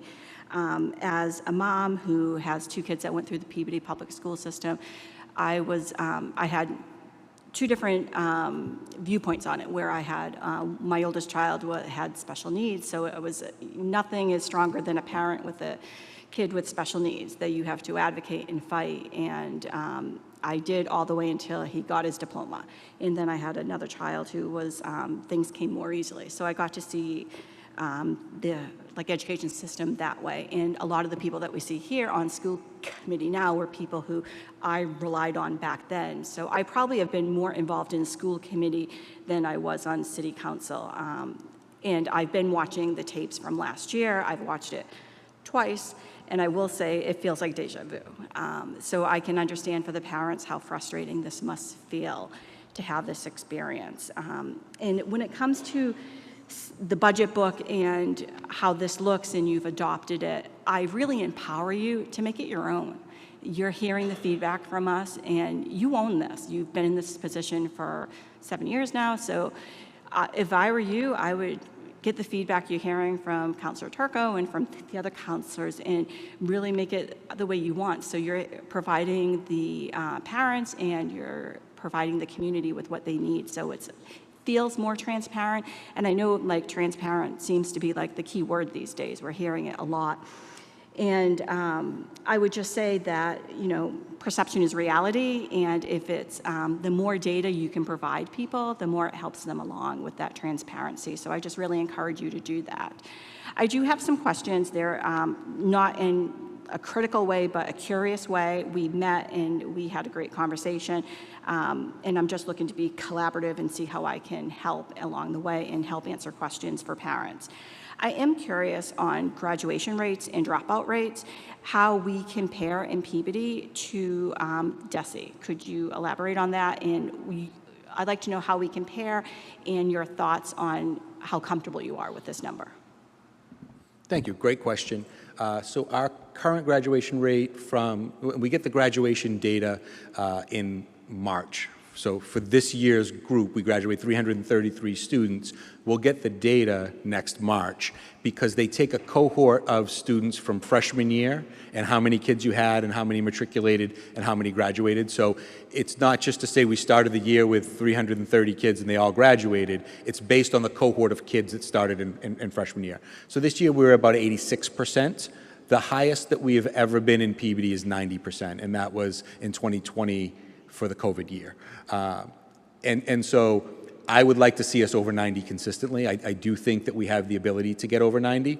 A big challenge in that is the transiency. So over the past several years, we've developed a lot of dropout prevention programs. So we have the virtual school, Peabody Prep. We have the mall school, the Peabody Learning Academy through the partnership with Simon Youth Foundation, and we have our TLC high school program, which is a therapeutic learning community. In addition, we have some credit recovery options, and they call it period 8, so the 7 periods, and then kids can go to school for an extra period. So all of those really are dropout prevention programs, and they do help. I think 3.3 is a large number for a dropout. It is, I would say it's not acceptable. I think a large part of that is that we did lose some students, and you'll see the ELL population was a big concern. A lot of those kids left. A lot of those kids have left school, whether they went to work, or they left the city, or they left the country. They're no longer here. And that was a big challenge, so I think that is what you'll see with the spike, and I do anticipate that coming down. I have a lot of faith and trust in Principal Randall and the work that she's doing with this grade 9 group, so I do think that we'll start to see some improvements there. But graduating 333 this year was a big number, so I do think we'll see an increase in those numbers when we see March, and our goal ultimately will be 90%. That's the baseline. That's the highest that Peabody's ever had, and that's what I want to get to, and I want to exceed that. Excellent. Thank you so much. Through the chair to you again. I have a question in regards to the kids who are testing out of special education. How are we tracking and monitoring those to make sure they're not falling short and struggling and be on the road to potentially drop out or not graduate? Excellent question. So there's 2 different groups that I'd like to address because I think it's relevant for both of them. So there's the ELL students who achieve a certain level of language proficiency and test out, or we call it FLEP, former limited English proficiency, and those students are monitored and have reports for 2 years beyond that. So there is a monitoring process. For students that test out of IEPs and we reduce that, we do continue to monitor them. It is a little bit of a different process. Some students move to a 504, which is they get accommodations but not direct service. So there is some oversight there as well, but there's a more formal process for the English learners because it's a 2-year process where you complete these documents to make sure that you're tracking their progress. And if kids slip back, they can go back to receiving support and services. That's wonderful. Another question I had, it seems like there's a trend, and I've been hearing it from teachers and paras, and even from parents, like post-COVID, what are you doing to support the kids from a social and emotional standpoint for their well-being? It seems like there's been a shift in children pre-COVID, post-COVID. Like, how are we supporting that in our school system? Great question. And that's really something we focused on a lot since 2020. We've really increased the number of counselors that we have at all of our schools because that's really important. In the past year, after the tragic death of Jason Bernard, we've really reflected on what we're offering, and through Peabody Promise and a number of partnerships that we have, we've looked to expand that. So for example, at the Higgins, they have a student resource center that has 4 clinicians that are there every day for our students. That is not funded from the budget. Some of it's funded from opioid money, and some of it is funded through, they get reimbursed through billing our insurance companies for our students. So that's been a huge piece. And then again, through Peabody Promise, we were able to adopt Wayfinder, which is a curriculum. It's an anti-bullying and social emotional curriculum, K through 12. We adopted that in January, and we had 6 months of that, which has been a really helpful and transformative process for our students. We're spending some time over the summer to really create the scope and sequence for that as we move forward, but every student will get access to that curriculum. Something else that we implemented this school year, again in response to Jason's tragic passing, was that we identified, every student during the first month of school identified a trusted adult in the building. So, and we track that. So we were able to identify trusted adults for every student to make sure they're not alone. And what was a very interesting outcome for that is we lost a teacher this year, Matt Brennan, very sadly at the Higgins, and he's a 6th grade teacher. And 10 students within the first month of school had identified him as the trusted adult. And every single one of those students got a phone call home and got, one-on-one talk. So I got phone calls from 6th grade parents just thanking us for that level of support. And so I think we really reflect on what has happened, what we've gone through, and try to make improvements along the way. And so I think that's a good example of a structure that has been put in place to really support our students. And when we had, unfortunately, another loss in our community, losing Matt, the kids were really taken care of and made sure that they got the need, and the parents really appreciated that. So we still have a lot of work to do, and we definitely want to make sure to do that, but having a trusted adult for every student in the community is really important. So we'll continue to do that. We have a lot of work to do, but that's a main focus of what we're trying to do moving forward. Thank you so much. I just have 2 more questions.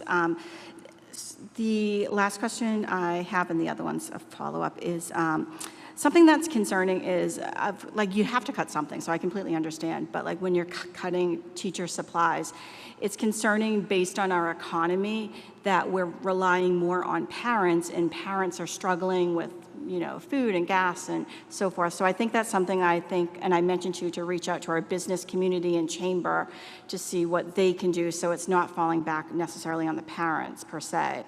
And the last thing I had here is from watching the meeting last year, Councillor Walton brought up a great point that in subcommittee, the joint committee, he had a suggestion that during that, and I spoke to Mr. Hockman about this, that we could do more of a quarterly budget update and milestone check-in. I think that would be great to implement. He suggested it last year. I don't know if it's really taken a point, and maybe it's something, under Councillor Hockman, we can continue that process. Excellent points. Thank you so much. We will be reaching out to the chamber and looking for donations. I do appreciate that. And we do have, Mr. Rippon does quarterly budget updates that are part of our school committee minutes. But I think, again, these are things that we can strengthen through the liaisons and be able to share that and at least put it in your packet as well. Thank you so much. Appreciate it. Thank you, Councillor Corvo. Thank you, Madam Chairwoman. Through you to Dr. Vidala. Thank you for being here, Dr. Vidala, and my colleagues have covered quite a bit of the ground that I intended to, but I do want to say, you're going to be with us for a number of years to come, and I think you have a wonderful opportunity after all the feedback you've gotten from us, from parents, from school committee members, to listen to what they have to say, and really, hopefully, next year we won't feel like we're having the same conversations. Because I do feel a little bit like that, and I can understand why some parents and school committee members are frustrated. I'm concerned that with the condition of the 9th grade ELL test scores, that I don't think an ELL teacher might have been the right cut.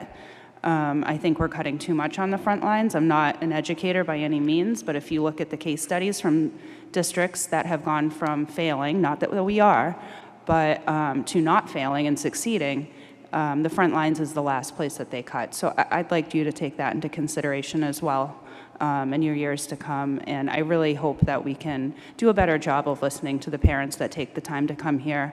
But I do understand that a city like Peabody with such diverse needs as, being a gateway city, lots of non-English speaking parents, you do have a challenging role, and I appreciate that you're here today. Thank you. I appreciate that feedback, and I do look forward to working with you. Thank you, Councilor Welton. Thank you, Madam Chair. Also, thank you, Councilor Ladoff, for the shout-out. Clearly, I did such a good job. I wasn't asked to be on that committee again this year, so just want to state that publicly. But I do think, I stand by that. I think that committee is a good opportunity for us to actually get the answers that we'd like as a committee in a formal way, and I would encourage Councilor Hockman, I know you're chairing that, and I know you have significant experience. Can I just have a point of information? We did have a meeting on May 19th. That meeting was posted. Everyone was aware of it. Councilor Corvo attended. Councilor Ladoff attended. They're on the subcommittee with me. School committee members Dunn and school committee member Carpenter were there, along with Dr. Vidala. We did have that meeting. Some of the questions that are being posed tonight for information or other things weren't presented either to me because councilors couldn't make the meeting, and I would have been happy to ask those questions, or didn't appear at that meeting. So it did occur. No, I get that, and it wasn't my intention to try to put you on the spot or call out the process by any means.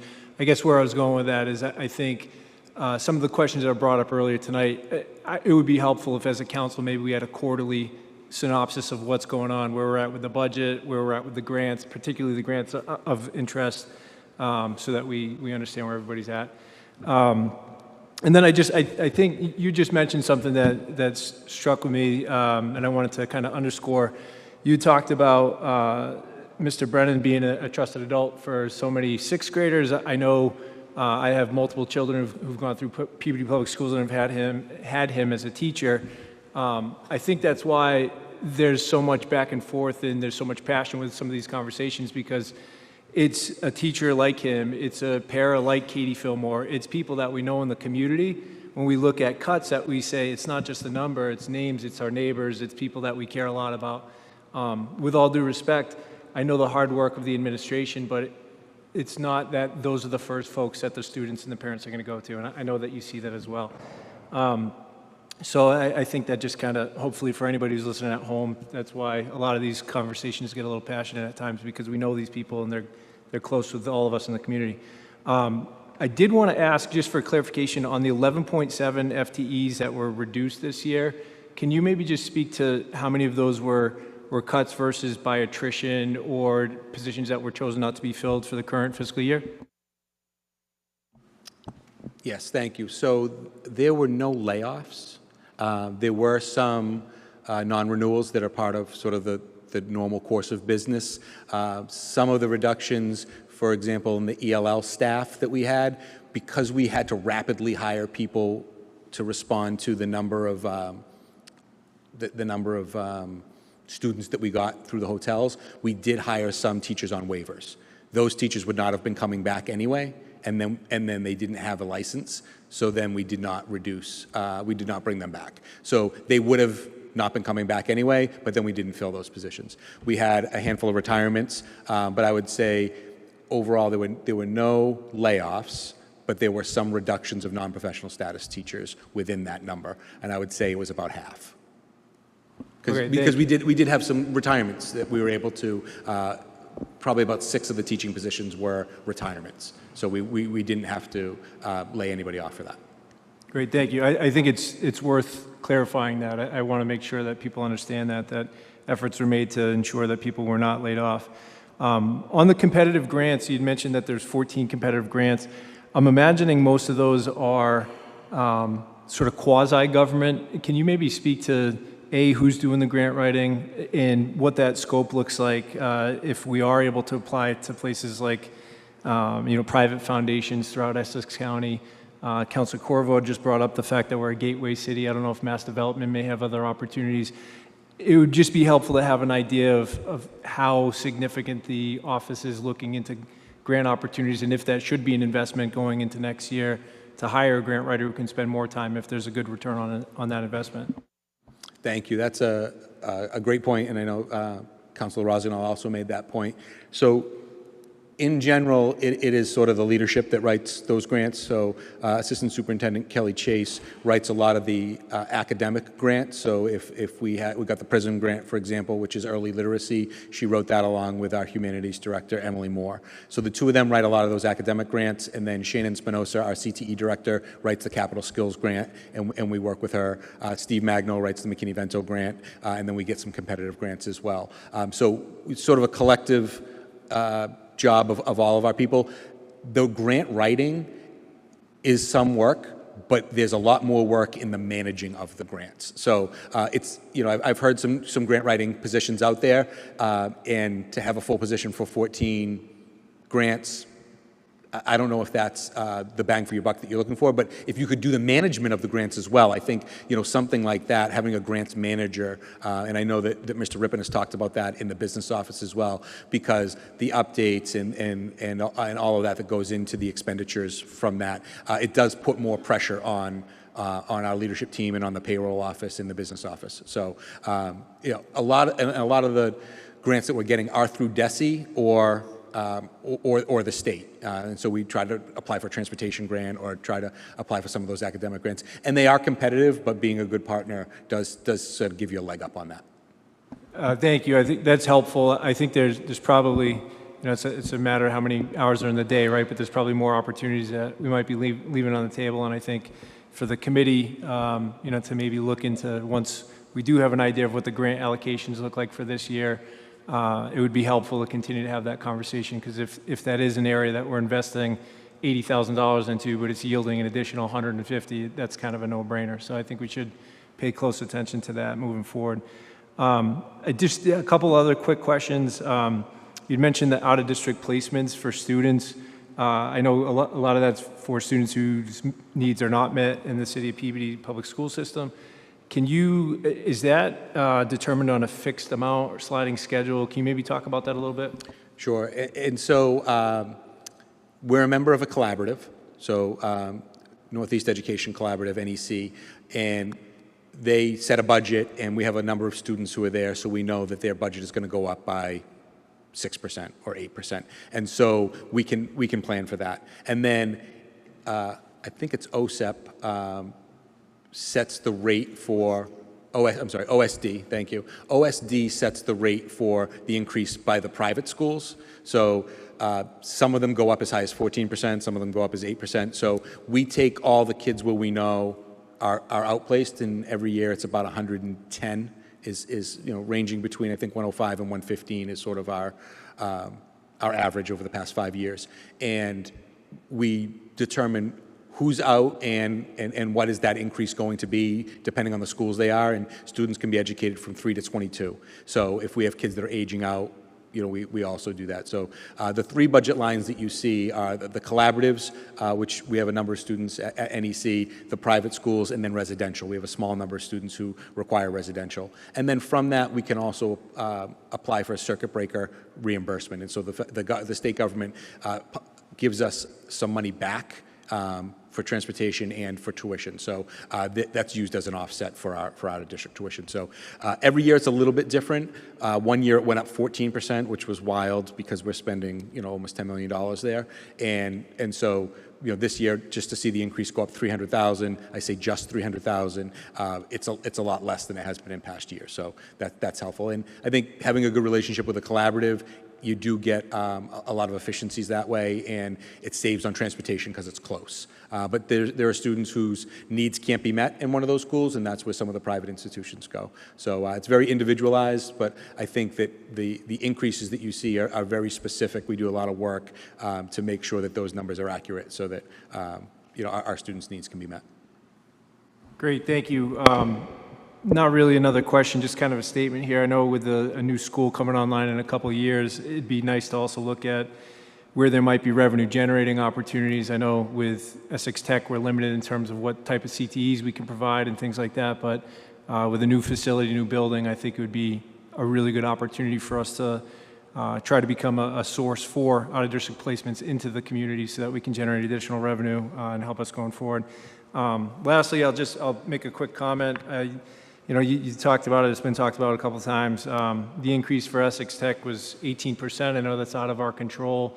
I know they also do a wonderful job by our students, so it's just structurally, it's something I understand the increase here is much smaller, so I just want to recognize we're in a tough economy. We have to make cuts where we can make cuts, and each one of these is going to be scrutinized because we're all going to hear it in our community to make sure that we're doing the best we can. But I appreciate all the hard work, and I know you made yourself available, over the last week and a half for questions, and I didn't take you up on it, so I hope you don't feel like I'm pressuring you now. But I know it's a difficult year, and unfortunately, I think it's going to be a difficult couple years until we get the new school online, and don't know what the economy is going to look like then either. So I think taking these more proactive steps so we can tighten things up and really ensure that we're making the investments where they're turning out the most return is going to be important. So thank you.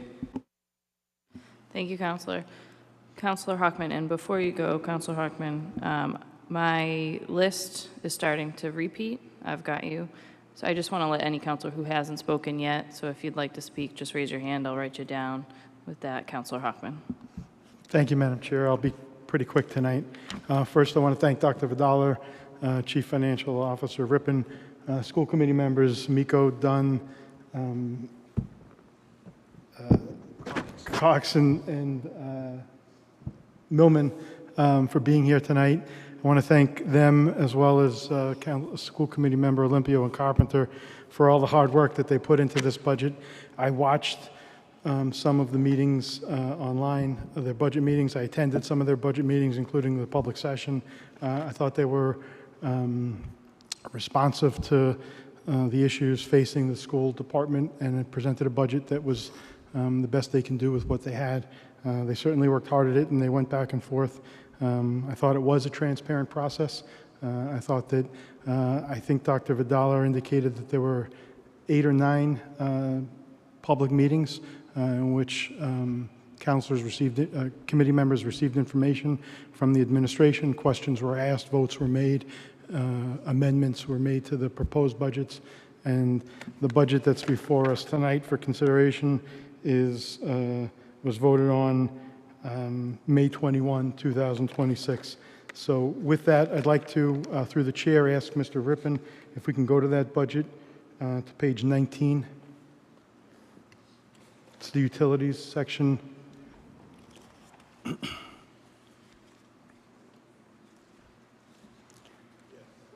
So my first question is regarding line 21003.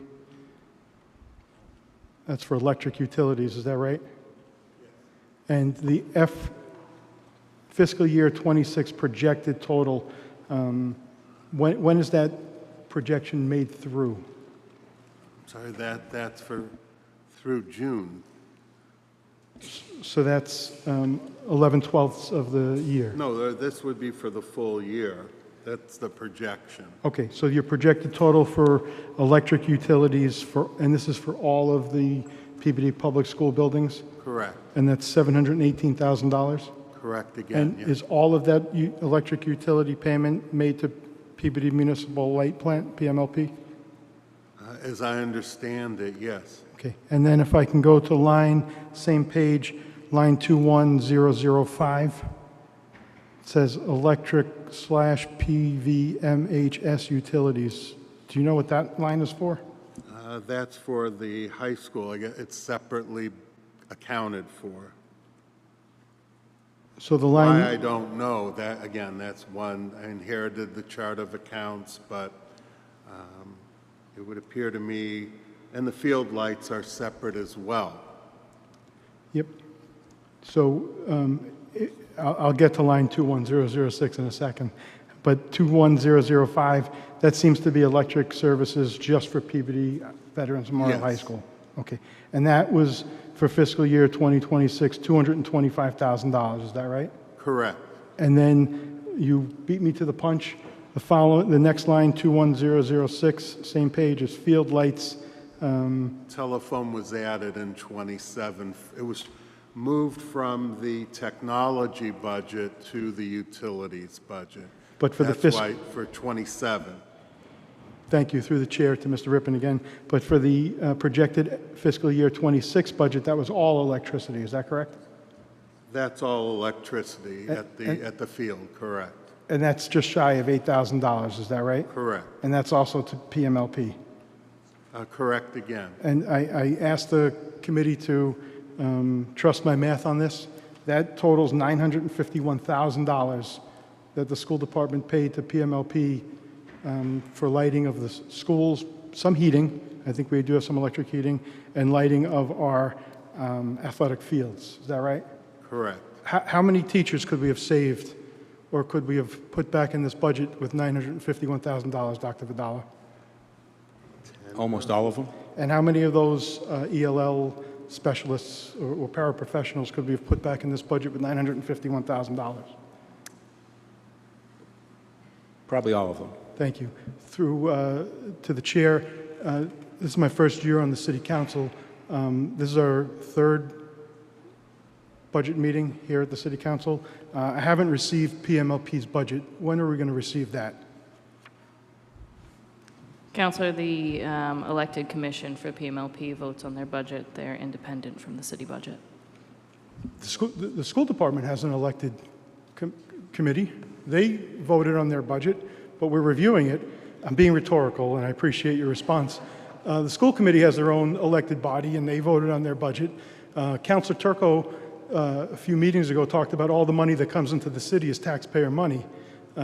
Light Commission, who operates out of a municipal building, publicly owned building, a city-owned building, brings in a whole lot of revenue, but we don't get to look at their budget. Thank you for the time, Mr. Chairman. Thank you, Counselor. Counselor Higgins, did you want to make a comment? I don't want to put you on the spot. You're good. Counselor Higgins. Thank you, Madam Chairwoman. Through you to Superintendent Vidala, I had a question about the grant money. A lot of that's been covered, so my question is small and brief, but what are the consequences? Like, it sounded like there's 14 competitive grants, but it sounded like they're not guaranteed. You won't know until after this budget is done. What are the consequences if you're not as successful as you were last year? So in general, we try not to put too many positions in those, but if we are unable to get those, typically it's not services, but it's more support. So it may be, we got tutoring outside of school was a great grant that we got through this company called Springboard, and so we have before school tutoring for our students. That we would miss out on that if we couldn't get that grant, so we'll work to continue that. Those are the supplemental things that I think really make a difference, so that's why we work so hard to get those grants. Thank you. I appreciate that, and I just wanted to thank you for being here, and I wanted to thank the entire school committee for the work they did, seeing how this is difficult for everyone. Budgets this year was really tough. The 2.9% increase, I wanted to applaud them on that. That's a lot of work went into that. I watched a lot of the meetings online, so I know how difficult it was. I'm not trying to throw any shade your way, but if you had the Essex Tech budget on your side, might not have been the same result, so, but good for you on that. The only thing I'd like to, and it's already been talked about, as far as the grant money goes and how the budget's presented, and, you know, I heard earlier it's been like this for 15 years, I think you can, it would be, I would suggest if you could add the grant part of it, because that's important. We don't want to see, the last thing we want to see is the cutting of, you know, student-facing faculty. That's the last place anyone wants to see a cut, and we're trying to invest. Our most important investment is in our students, and so the grant money goes a long way, and those are important services, as you talked about, and I'd hate to see those go away, and I think it's important for everyone to see what's covered with those grants and who's covered. And I think, I also heard that the school committee members do get to see that. It's not hidden or anything, but if we could make it a little more exposed so that the city council and general public could see it, I think at times like this, it would be super helpful. And I just Wanted to appreciate also that you mentioned during of the 11.7 FTE reductions that there were actually no layoffs. I was pleased to hear that because when we see these numbers, to me, they represent, student, in the most part, student-facing faculty members, and I just can't stomach the fact that we would be losing any of those. So I applaud the fact that we didn't have to lay anyone off. And that's all I have. Thank you very much. Thank you, Councilor. Councilor Rossignol. Thank you, Madam Chair. I'll be brief. When I first got on the school committee, the grant funds were in the budget, and we got to see them line by line. And it was actually kind of eye-opening because what we actually spend on the schools is a lot more than the dollar amount that we're allocating for this evening. So my request through you to Dr. Vidala would to go back to that and put that in the budget book for the school committee, but also just even what the final dollar amount was so that we have the edification of exactly what we're spending on our students, because it is more than the $101 million that we have before us because of grants and because of ancillary services. So I think that would be good for us to, obviously we're not going to vote on it, but it would be good for us to see, but I also think it would be great to be in the school committee's budget. Thank you. Thank you again for coming back to me a second time. I appreciate it, and thank you very much. Thank you, Councilor. Councilor Gamache. Yes, thank you. I'll be brief. I want to come up and try to understand the way the deans worked. Now, I was told that the deans, there was a dean 9, 10, 11, and 12, and as the class went from the 9th to the 10th, the dean stayed with them. Is that correct? Yes, that's how it currently works. Previously, I think in 2020, there were 3 deans, and they were alphabetical, and they would stay with the kids for all 4 years. So they would say A through G would be Dean 1, H through M would be Dean 2, right? And so that's how they did it when they had 3 deans. And then I think in 21, we put in a 4th dean so that it would be similar to the Higgins, where you have the same administrator who follows the class. Due to the reduction, they're looking to go back to 3 deans, and so 1 dean would do the 9th grade, and then the other students, 10 through 12, will be split among the other 2 deans alphabetically. And they would stay with them for the rest of the 3 years. So they're still going to stay with, so the 9th grade dean right now is going to go 10, 11, and 12? And Correct. Then you're going to split every other grade, but they're going to follow those kids through graduation? Yep, so everyone will have the same 9th grade dean, and that 9th grade dean will stay in 9th grade and work on the 8-9 transition. And that will be that person's job. And then the other deans will split the students 10 through 12 for the rest of their high school career, yes. So what happens next year with the following year with the 9th grade dean? So those students would, so the incoming 9th grade, the 8th grade students will go to 9th grade, and they'll have Ms. Valuto-Bovio will be their dean. And so all the 8th graders who are rising to 9th grade will have Ms. Valuto-Bovio. Then in the 10th grade, they'll split among the other deans.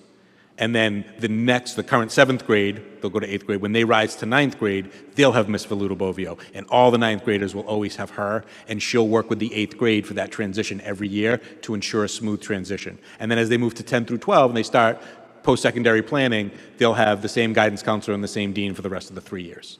Thank you very much. That's all. Thank you, Councilor Gamache. Councilor Daigle. Thank you, Madam Chairwoman.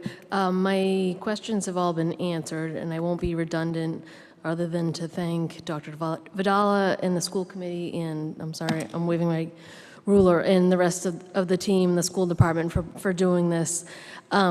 Just the biggest feedback I've heard is about the consulting position at the Higgins, and not my option, not my decision, but I would rather see a per diem kind of situation than a long-term contract.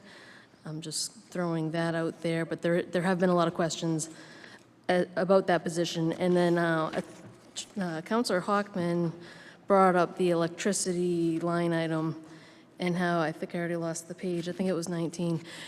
It's now combined with the telephone wires or the telephone IT. I would hope maybe we can separate those GL items just because I see where this is going down the road, and I think it's important to separate electricity from any IT service just for transparency and accounting, and down the road it might be easier just to look at it, at the two of them separately.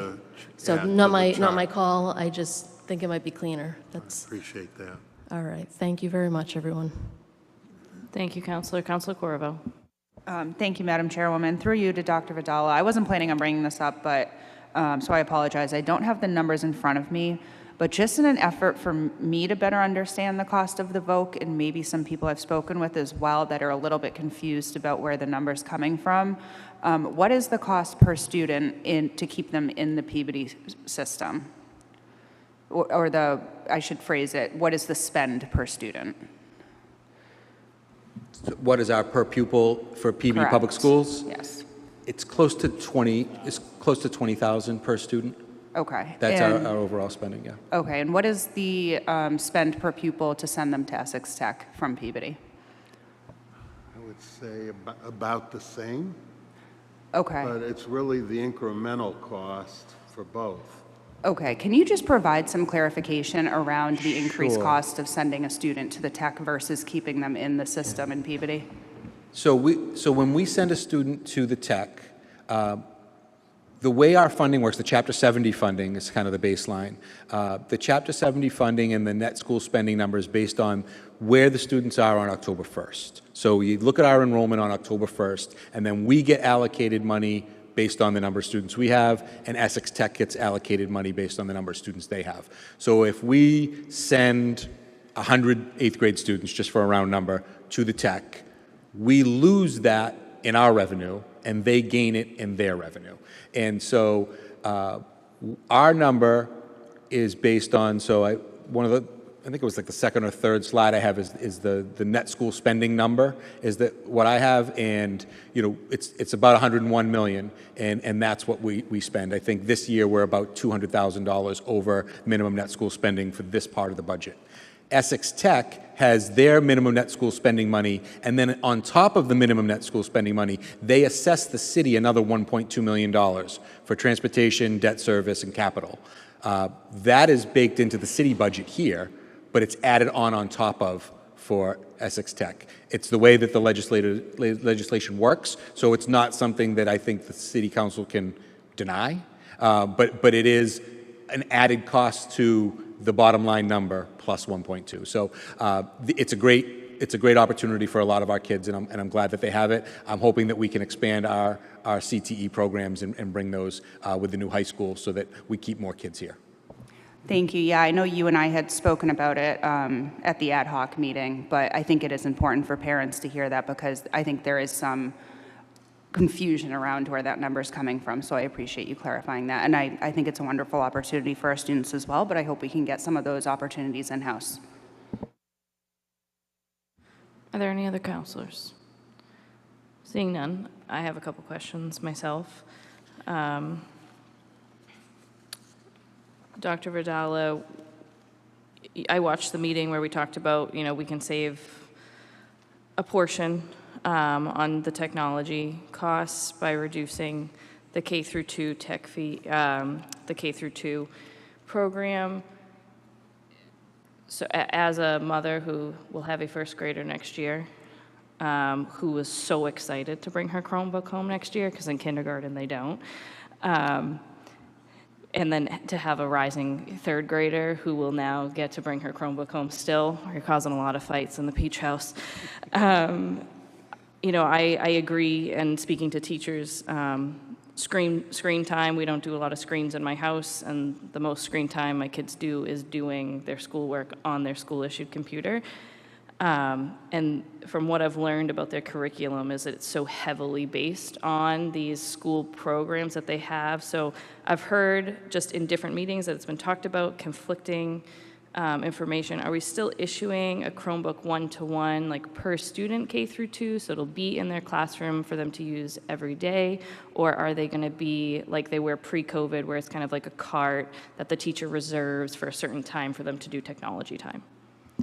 Great question, and I apologize for any arguments among the Peach girls because I know that the arguments among the Vidala girls can get pretty hectic. So as a parent, I empathize with that. In terms of the allocation, there'll be a cart per grade level for K to 2, and each morning a set number will go to the classroom. And so as kids rotate through their centers, they have a technology center, there'll be enough for each group of students to come. So let's say there's 6 per class. And so as the students rotate through, they'll have access to that. And then that's during the 2-hour literacy block. During the other 4 hours of instruction, the grade level can work and share the cart so that they can do a full class lesson. So all of their academics during school, they would be able to do that. And we'd like to certainly reduce the screen time. And then at home, we're really trying to look at those leveled readers and more, going through true books and doing math work and things like that that don't require such an impact on technology. So try to reduce a little bit of that, and so we'll work with our teachers to provide authentic opportunities at home that don't require technology. Thank you. I appreciate that. It was a big transition when my daughter started and everything was on a computer. But I will say my kindergartner has excelled learning how to read through the Lexia program. And just a general comment that I know a lot of the school-driven,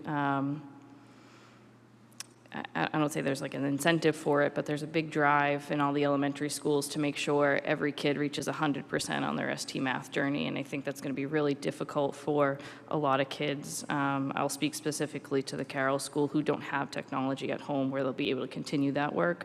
I know my daughter, I'm very blessed that she loves to do homework, so she comes home and the screen time she does at home is ST Math and Lexia, so she'll have kind of an advantage because she has the technology at home. So I do hope, and I'll just state it, that when the opportunities arise for kids that don't have technology at home, we find a way to provide it to them on a case-by-case basis for our lower income schools. And so I don't need a response on that, but I did have questions being the mom that does the pickup and the drop-off. Though I'm not on the school committee, I get all the school committee questions. When it comes to the sticking with technology, we pay a technology fee every year. Are the K through 2 parents going to be expected to continue to pay that technology fee? That is a great question. I don't have an answer for that tonight, but I will get back to you. I would say probably no because you're not taking it home, but let me confirm that. But I would assume that would not be charged to the accounts for K to 2. Thank you. I appreciate that. And we'll get the clarification, and I'll tell all of the moms at pickup. And I did just have one comment.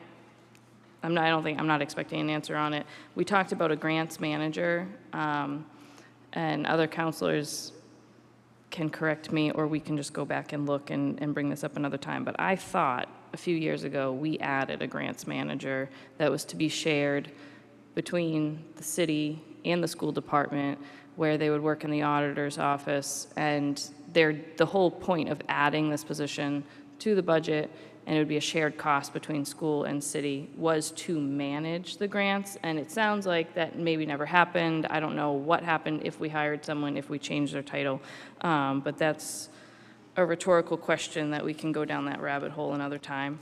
I do want to thank you. I know these numbers are a little bit fluid and the allocations are fluid.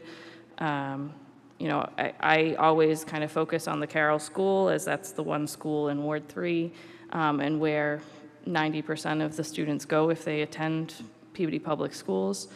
And we've had a lot of changes in the Carroll School we had the center come on, and this year we never really leveled out after the center reopened, and I think that's very reflective in these enrollment numbers. So I'll just state, our 5th grade class, I don't know if it's already been decided that we'll add a 5th teacher, but in the budget it's 4, and they're on that cusp of 23.8 students on average in the 5th grade class. And as my daughter is in 2nd grade this year, she's in one of the larger groups of grades. she does benefit from the fact that there are 5 teachers in her grade, and they're going to rise into 3rd grade as well, because we don't meet the contractual obligations if we don't have 5. So I will say that my rising 1st grader doesn't benefit from that. And she had 23 kids in her kindergarten class this year, and that is a lot. And we're very thankful that there's a paraprofessional in every kindergarten class, because I don't know how it would be done without that. So I appreciate this. I know this is a whole different monster of a budget. We just went through the city budget, and that was a lot. So I appreciate you being open. I do think there is a lot of room for improvement, and transparency is that's the key word. We've been hearing it for years, and I do think the more transparent we can be, and I think we made a lot of strides with that on the city side this year, we can improve this greatly. I'd love to see the city and the school budget get into the same system, hopes and wishes. But I think there's an opportunity to do that in the coming years, and I appreciate you being collaborative with the council. So if there are no other questions from the council, Councilor Gamache. Yes, thank you, Madam President.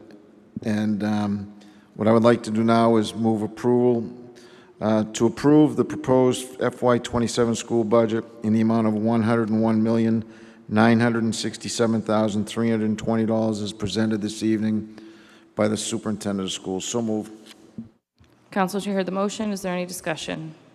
Seeing none, roll call vote. Councilors Daigle. Yes. Gamache. Yes. Hockman. Yes. Turco. Yes. Manning Martin. No. Welton. Yes. Rozignol. Yes. Ladoff. Yes. Corriveau. Higgins. Yes. Peach. Yes. Motion carries 9-1. Thank you, councilors. I'll entertain a motion to adjourn so we can open our special. Move to adjourn. Okay. Councilor Manning Martin. Yeah, I think we should probably retake that vote.